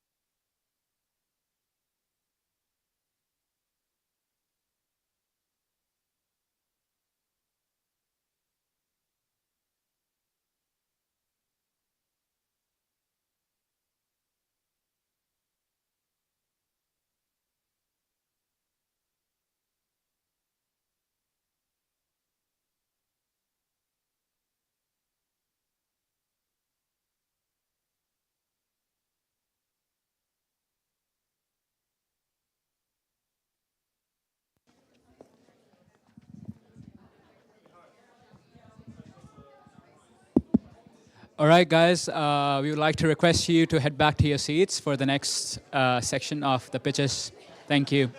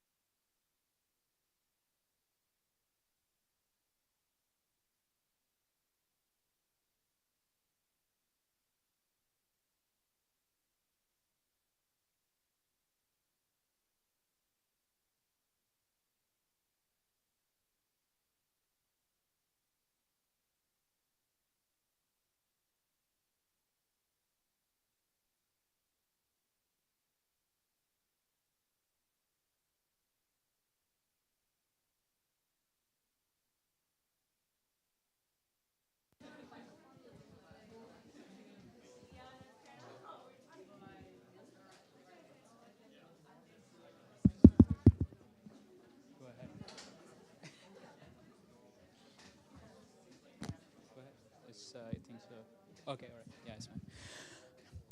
Welcome back, everyone. The final stretch of the event is here. Let's enjoy the last pitches while they last. Ali, I was wondering during the break that the winter is coming and having a car would be a blessing. Oh, I so wish that, but you know, it's so complicated getting your license converted and then paying the taxes, you know, which department to go to and what to do. I'm so confused, like communicating with the authorities. Yeah, but you can just go to suomi.fi and get all this information easily on one platform. Oh, really? Yes, and that's why we have team number 8 who have investigated how suomi.fi can be used as a primary channel for communicating with public services for all citizens and residents. Let's welcome them on stage.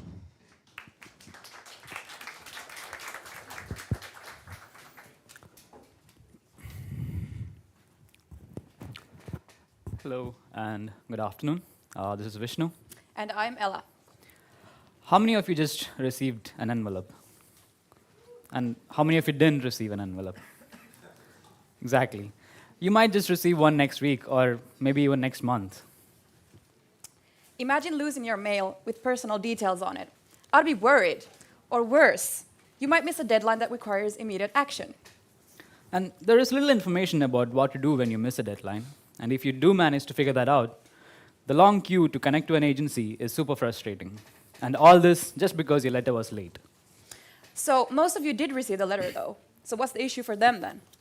Well, that's good that you've received the letter, but there's clearly a problem with receiving paper mail holding sensitive information. For instance, if you keep it, is it easy to find later? Or if you just toss it, how do you do that safely without the risk of losing, sensitive information? So all this consumes quite a bit of your personal resources and time. But it's not only your resources, it's also the government's. So paper, logistics, money, all the expensive stuff. Minimizing paper mail by government can reduce tons of carbon dioxide emissions and millions of kilograms of paper. And it will in turn save tens of millions of euros of taxpayer money. So is there any solution to this? Well, in Finland, we have a solution for abandoning paper mail, suomi.fi messages. The key benefits for its users are the secure and centralized service of electronic communication between authorities and citizens. You share consent to the service using strong authentication once, and you can get any important documents on the go. That sounds so convenient. So I can receive all communication from authorities like the tax administration and dental care all in one place. And all I have to do is share consent once. Sounds to me like we have our solution then. But wait, over 80% of Finnish citizens haven't even adopted the system yet. So this is where we realized it's part of a bigger civic participation problem, connecting to the megatrends. How might we get them to use Suomi.fi messages with all its amazing benefits? Currently, around 75% of citizens are using some separate government e-services such as student health care service. So me and my mom are both using these services. Although technically, I was the one who taught her how to use them. And it's a lot to keep up with, even for me. Yeah, so generally speaking, people around our age would be considered the most skilled to use digital services, and are those who support others, such as our parents or grandparents, to use them. So should we then focus on at least getting our age group to use this, so that we can then forward our knowledge to the others? Yes, Ella, you're right. That leads us to a more focused question. How might we get at least all citizens aged 18 to 35 to use Suomi.fi messages? So everyone with the letter in hand, take a moment to think of reasons for not using the service. So these are some of the responses we encountered while doing some field research. What is Suomi.fi messages? Yeah, what is it and why should I use it? So let's see this live now. I'm assuming everyone here is digitally active.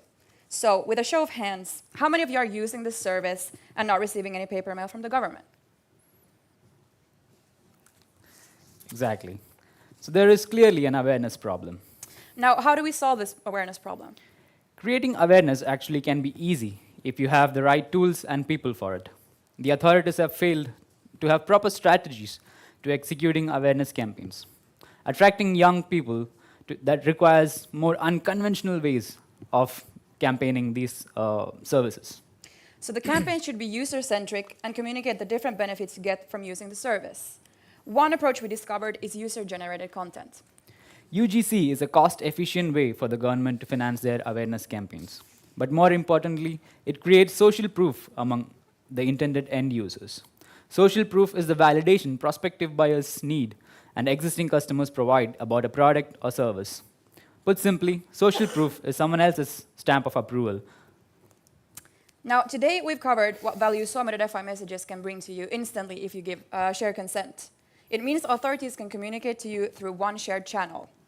It's not a perfect service, but it's a great foundation for future development possibilities for the interaction between the government and the citizens.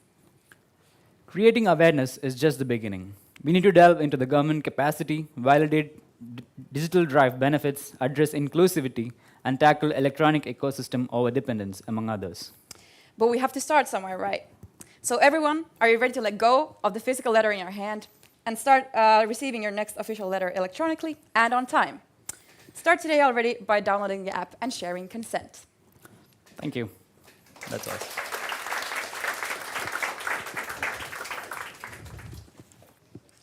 Great job, Ella and Vishnu. And Ali, you can get a car now. Thank you. We would like to remind the audience now to send out the questions for the last Q&A session. So scan your QR code and shoot away. Next, we will have team number 4 talking about impulsive consumption behavior and how it's related to social media usage. Let's welcome them on stage.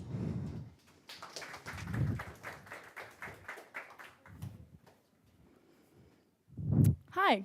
So, I bet what you're seeing on screen is quite familiar to all of us. Targeted advertisements, fancy influencers, and 10 things you need from Amazon right now. But you don't. How many of us here have bought something online and then realized we really don't have a use for it? And then unfortunately, this is where it ends up. And you know who's the most unhappy about it? Our Earth. Did you know that 40% of online consumption is done impulsively? Impulsive buying is spontaneous and often emotionally driven purchase of goods or services. It's typically done without prior planning, and it often leads to regret or even overspending. When we researched this topic, we found out these major stakeholders that are involved in the impulsive buying. We have online platforms who promote the impulsive buying because that's part of their business. Then we have the companies who advertise their products in these media platforms. Then we have a government and policymakers who, of course, benefit from the tax money.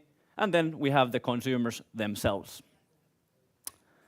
For the topic, we quickly realized that for these each stakeholders, money is the one that drives them. So we wanted to focus there where the impulsive buying is really made, so the users. And from there, we came up to this question. So how might we promote more conscious and responsible consumer culture among these young adults? So let's take a look at Nick. Nick is a college student, and he really wants to buy a coffee machine. But then he's frustrated because he ends up spending all his money online on hoodies, shoes, and other things. And this is so many young adults out there. But why? Because they want us to be. They target advertisements towards us. They rush us to buy it. They've made it so easy for us to pay. And influencers are really influencing some of us. But then we really wanted to solve this. And that's why we came up with Save a Shell, an app that will help you not fall into this trap of impulse buying. So what does the app do? So basically, it's like a friend that will remind you and slow you down while you're making any buying decisions. So a turtle will basically pop up when you're searching for a product, and then it'll remind you if you already have a similar product and what generally people think about this, and also will let you know when this is cheapest available online, so that you make a well-informed buying decision. Well, in case you still end up going to the checkout page, we try one last time and let you know how much you've spent online already.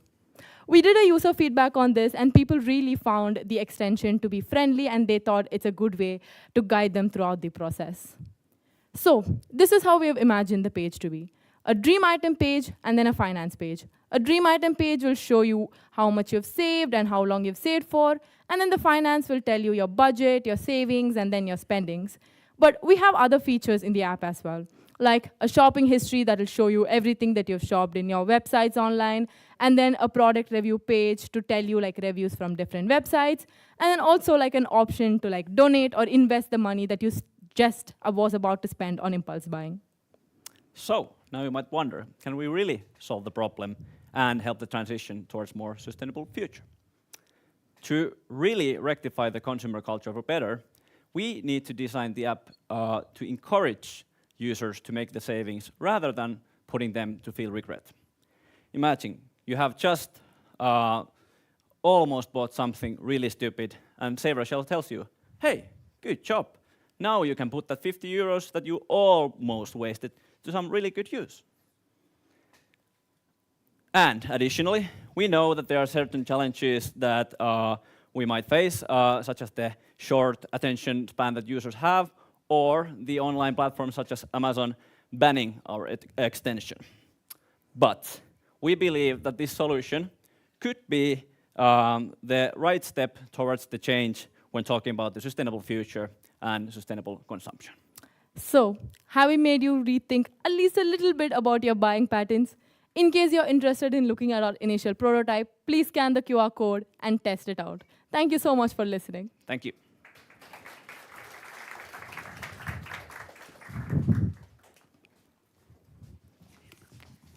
Thank you. This helped me save a lot of time and money. We are now getting closer to the end, and we will have second to last pitch that has combined fast fashion, sustainability, AI, and decision making into one in these last 6 weeks. Let's welcome Team 9.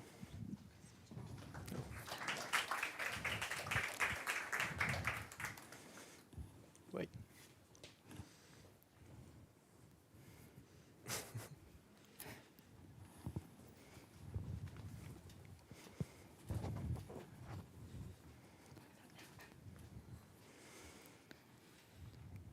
So we are here to talk about sustainable fast fashion. We know that sustainable fast fashion is a very interesting topic, but can we really redesign fashion, taking into account the current space and the current pace that this sector has and align it with sustainability? I'm not sure, but let's see. So in here, we find that fashion, it's a very important thematic that we would like to solve, and it kind of helps us as well to, so it has always been a very powerful tool of self-expression and also kind of reflects how the society evolves throughout the time. Of course, that during all this time, we know that in this process, a lot of voices were kind of suppressed. And for example, very interesting voices like consumers and investors are not being taken account as they should. So they have a lot of preoccupations and a lot of needs that are not being assessed by the people who actually decide. So in our top-down approach, we kind of decided the board members could step in and kind of act as amplifiers of this issue. We find that these are the persons who actually decide and had kind of a right to make these voices a little bit more clear. They would, of course, make this self-expression really meaningful and kind of promotes the fashion and the values that fashion should really have. Our research kind of as well proved this point that even though a lot of investors in these days kind of ask for ESG topics to be included in the company strategies, in fact, only half of these strategies have these kind of topics assessed.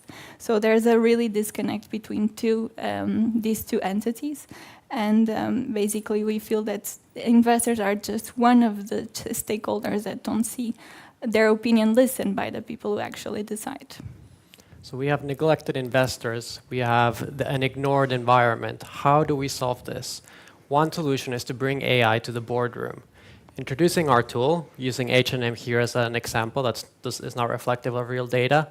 You could have Terra AI, and at the click of a button, as I'm meeting my fellow board member, I could invite the environment to the meeting and have it speak in real time, tests my assumptions, provide me actual data, and represent the voice and interest of the environment in this important meeting context.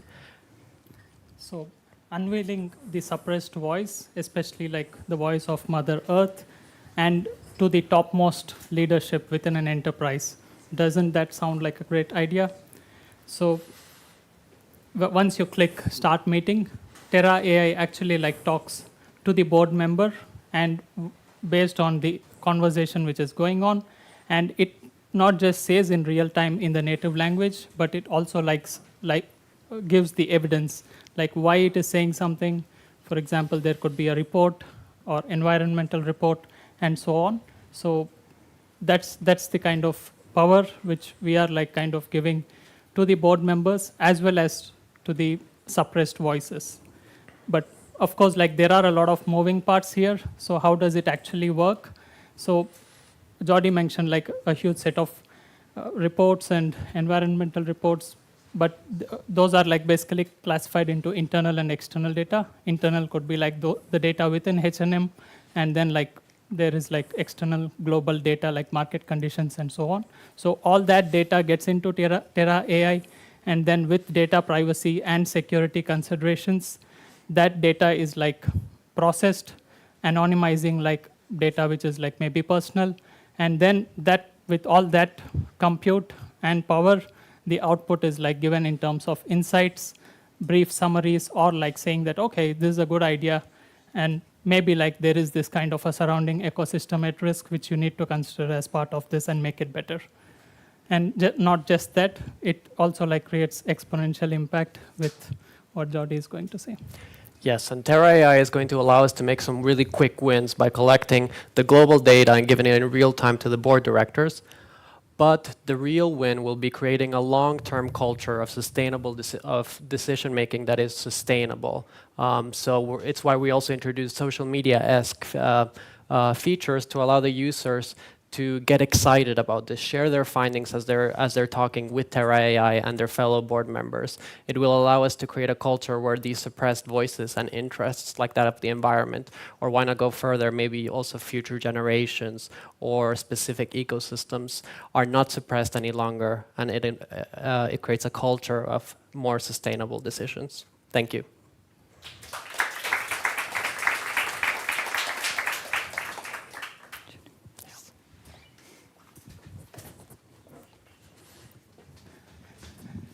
Thank you, Team 9. That was an exciting use case for the current wind of AI.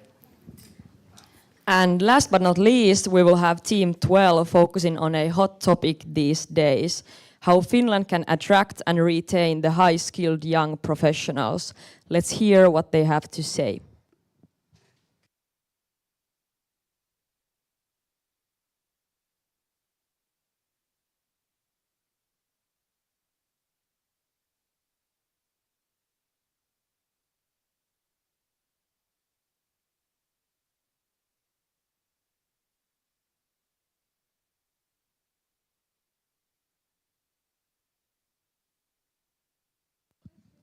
In the meantime, I would like to invite you all to enter the questions for the last pitch.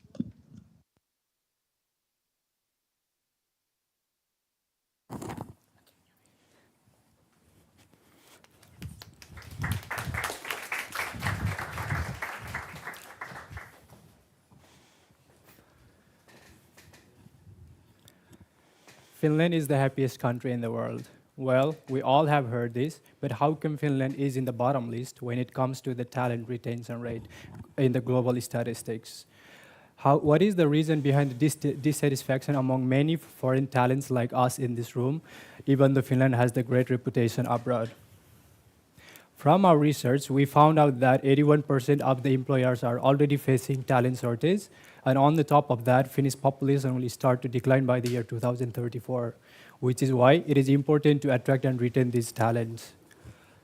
To know our target group better, we did 14 interviews among international students, foreign professionals, and experts from Finnish embassies based in South Korea and Japan. From our interview, we came to know that there's a huge lack of English-speaking job in Finnish market. As a result, many talents leave this country. And also, we came to know that foreigners foreigners face structural discrimination while applying for the job and in their workplace. From the expert interviews, we came to know that to make a larger impact, we need to help companies to change their corporate culture so that they are more welcoming to the foreign talents. So, we started asking ourselves, how can we create cultural change in companies and help them recognize the business potential of hiring foreigners while addressing internal barriers so that we can grow the English-speaking labor market? Well, firstly, the talent shortage is a societal problem that the market will likely not solve by itself. This means that the government has an incentive to take action. And we think that cities should take on a transformative role in order to push Finland to a new competitive edge in this area. And we believe that in the future, foreign talent services will be as important for the Finnish workforce as other public services, like education or healthcare. So, as we have learned, design thinking tools can be used to build empathy and to find the right questions. So why not use these same tools to create change in company cultures? And this leads us to our solution. So we suggest that cities provide public resources for companies facing this talent shortage. By using tools such as empathy mapping, How Might We, and 5 Whys, companies can identify habits, patterns, and attitudes within them. And by providing these workshops, we can help companies be more intentional in catering to foreign talent and to fill their vacancies with skilled professionals. So what do we actually think that this will change? We do believe that going through these workshops will provide opportunities for mindset changes within the teams and the companies, ultimately making them realize how they could become more welcoming places for foreign talent, and therefore expanding the job market for these foreign experts in Finland. This would help us to position ourselves as one of the top destinations in the future in the world where everyone is competing for the same global talent. You might ask that why is this something that hasn't been done already? Well, it's not enough that a single company will undergo through a major change. Instead, we need the whole private sector to change and create a societal atmosphere that makes these foreign professionals feel like we really want them to stay, we're welcoming, and we create opportunities for them, we're conscious about it. We have identified cities and especially city branding departments as possible collaborators and providers of this service. For example, City of Helsinki already has extensive and very well branded services that they are offering to attract and retain foreign talent. Through this service coming from the cities, also the funding could come directly from the government. Here are some statements from teams and companies who have taken these workshops. So this could lead to very small incremental shifts in the mindset, such as making the onboarding experience for these foreign professionals better, or for example, making a mutual agreement to switch all of the coffee table discussions to English, and therefore making the whole atmosphere and space in the workplace more welcoming and more inclusive for everyone to contribute. So we do believe that such collaboration between the governments and the private sector could lead to mindset changes and ultimately generate a larger non-Finnish speaking labor market in Finland, which then again would create more opportunities for foreign talent and address the core issues that we identified they are facing. So we have it all. We have great life quality. We have extensive country branding and marketing efforts abroad. Now let's live up to these promises and make Finland the happiest country in the world for everyone. Thank you.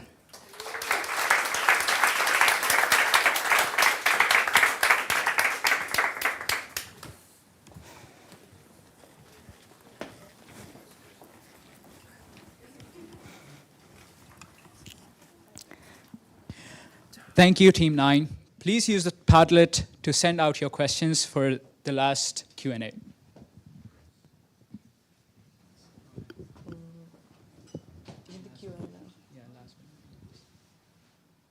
But we had it already. This was the finish. All right.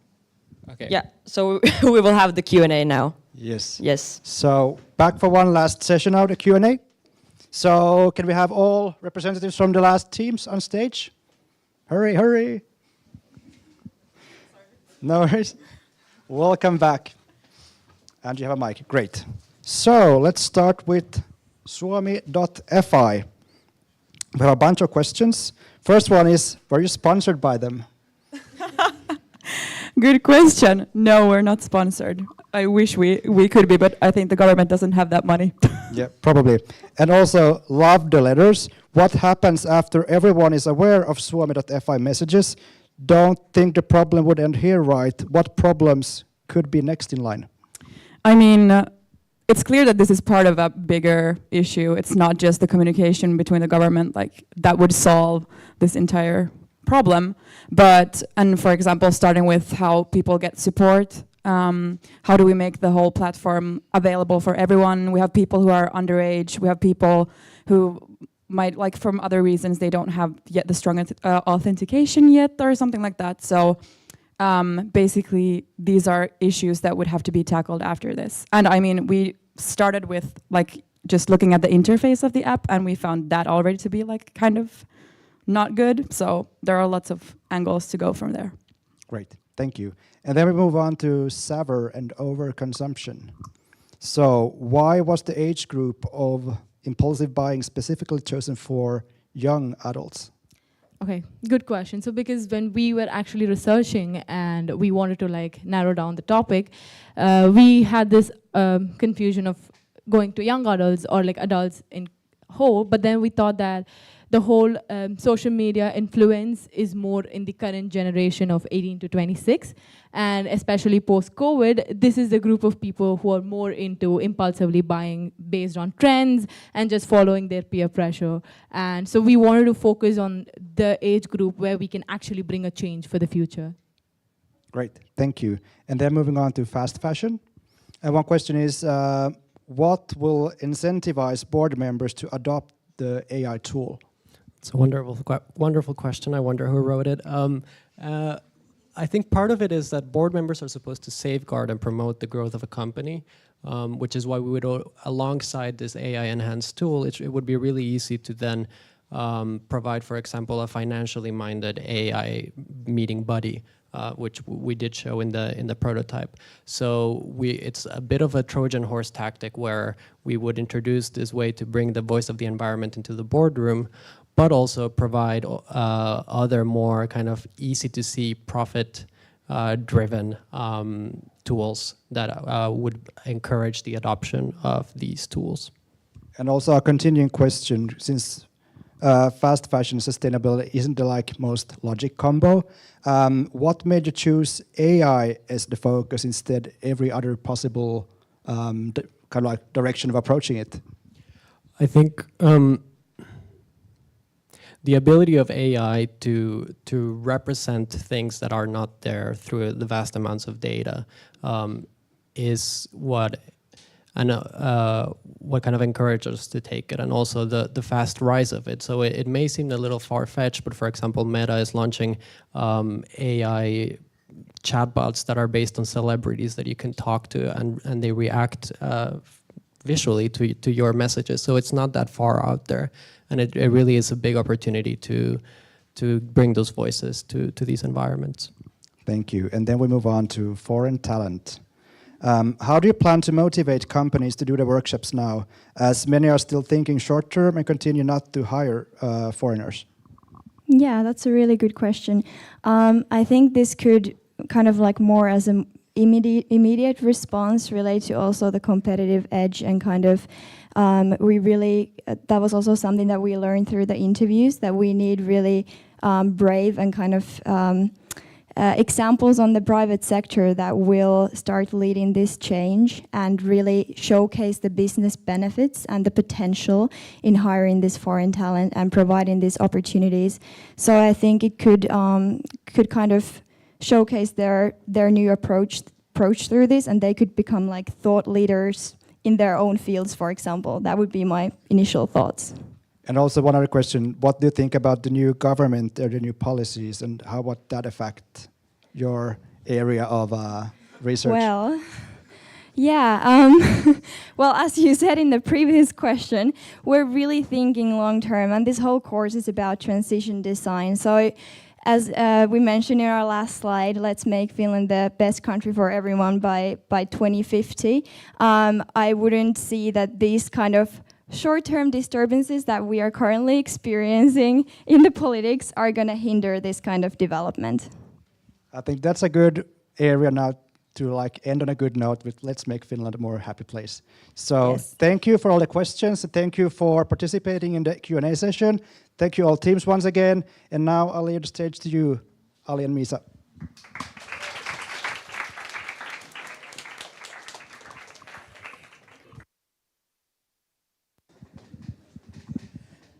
These past hours and the 6 weeks behind them have definitely changed quite a bit of our perspectives on how we view the world, while giving us a food for thought for the current issues and the megatrends, no matter how big or small. We will now continue with our second keynote speaker, Josefina Kotilainen. Josefina Kotilainen is the CEO of Startup Foundation, Startup Satio, which is in fact located here at Mario 1 as well. Startup Foundation is a significant enabler of the entrepreneurial ecosystem here in Finland, with programs, support, and resources that have enabled several startups get from 0 to 1 and beyond. She has also been involved in leadership positions in Maki VC, Slush, and Dash, amongst many others. So let's give it up for Josefina Kotilainen.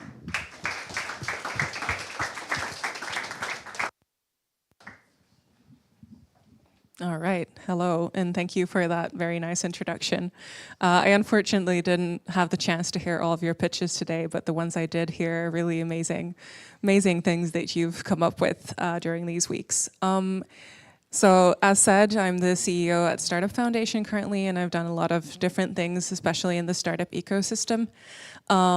I wanted to say a few words about the foundation and how we support entrepreneurship, and then give you some thoughts that I want to share with you on entrepreneurship that I've learned along the years that I've been working in this field.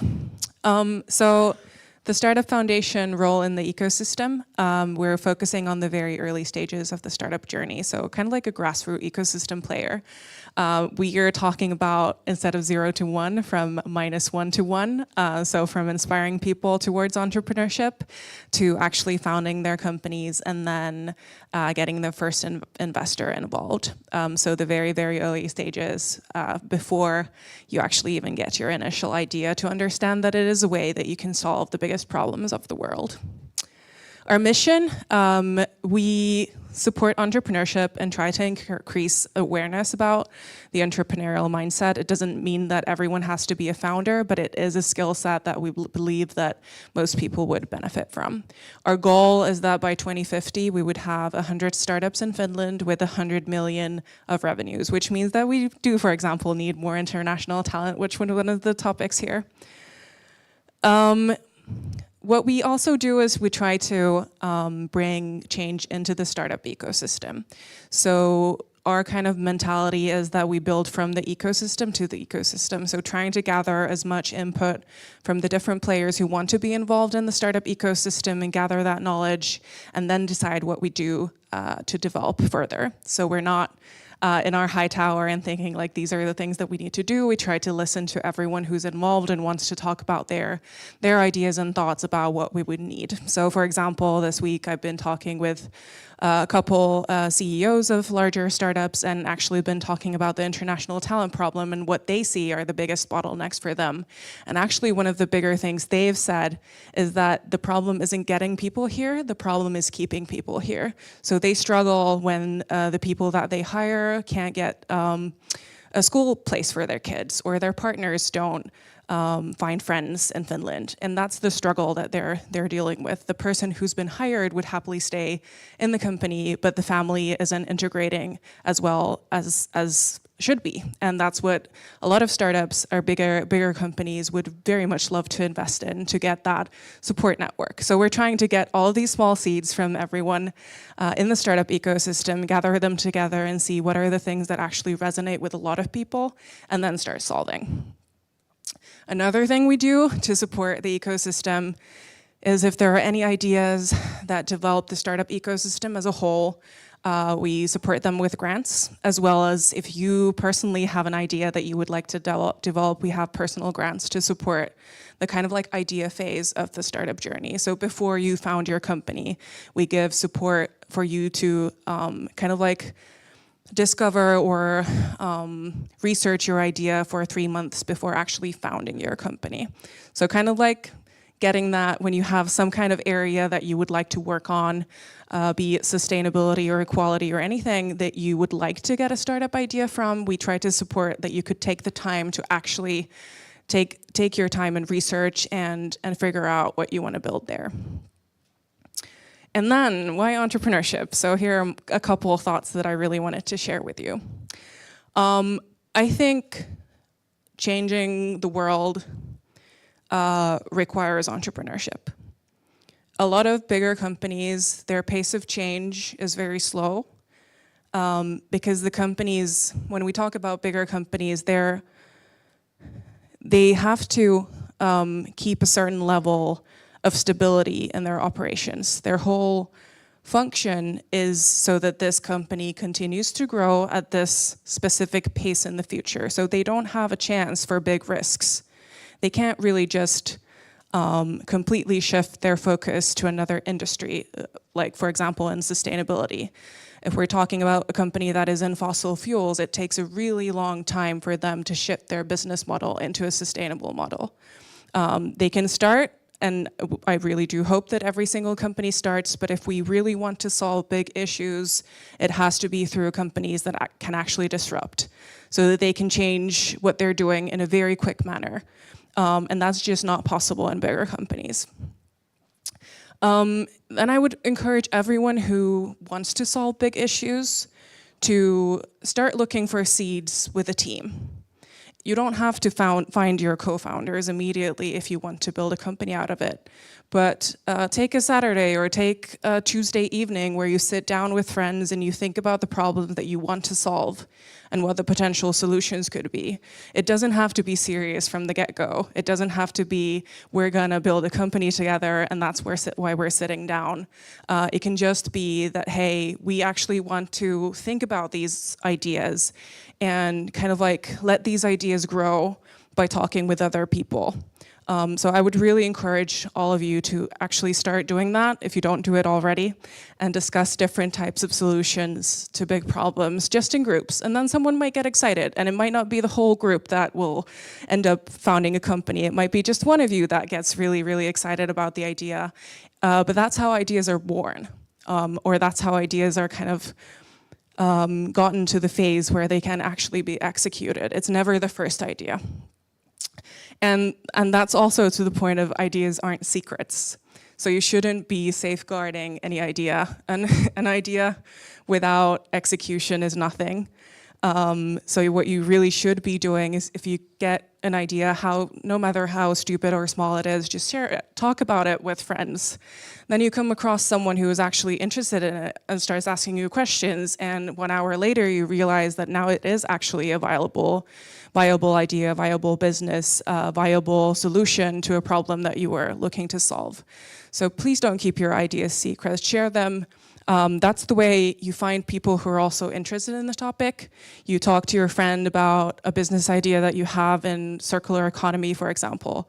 And then they, in another conversation, a month later, talk to a friend who's also interested in it. You would never otherwise meet if you hadn't been talking about that topic to your friend.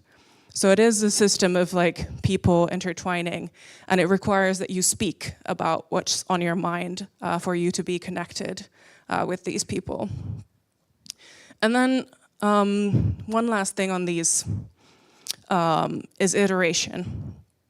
And I think this is something that is often forgotten when we talk about the startup success stories that we have coming from Finland.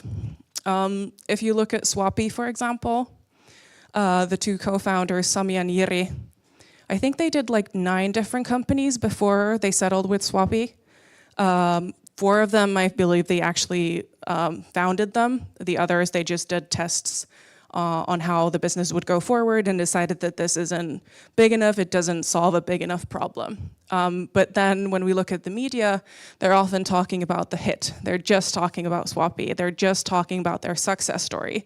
But they leave out the things that they did before that, the iterations that they did before that weren't successful, that failed, that were not interesting to a larger audience.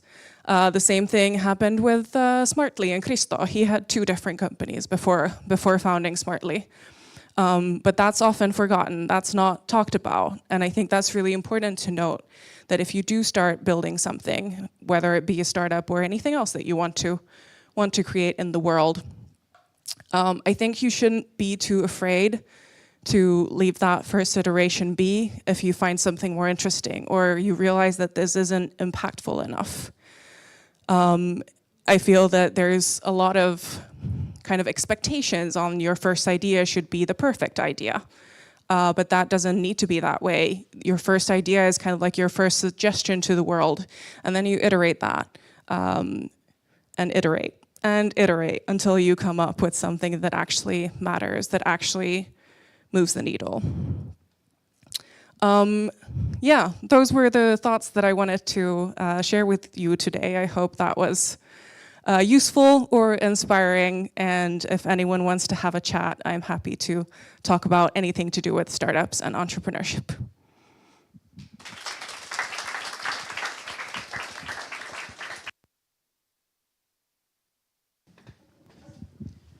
A massive thank you to Josefina.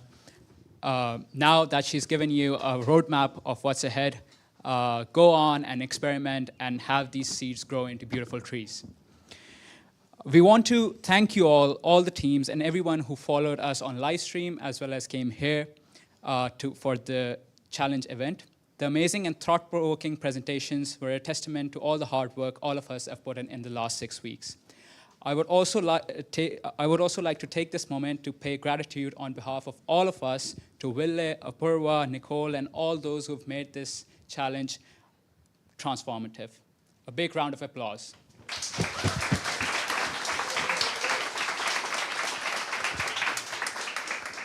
Yes, and after the event, there will be an after party at Rantasauna. I heard that there will be pizza, DJ, and sauna, so see you everyone there. And before you leave, let's take a group photo here in a few minutes.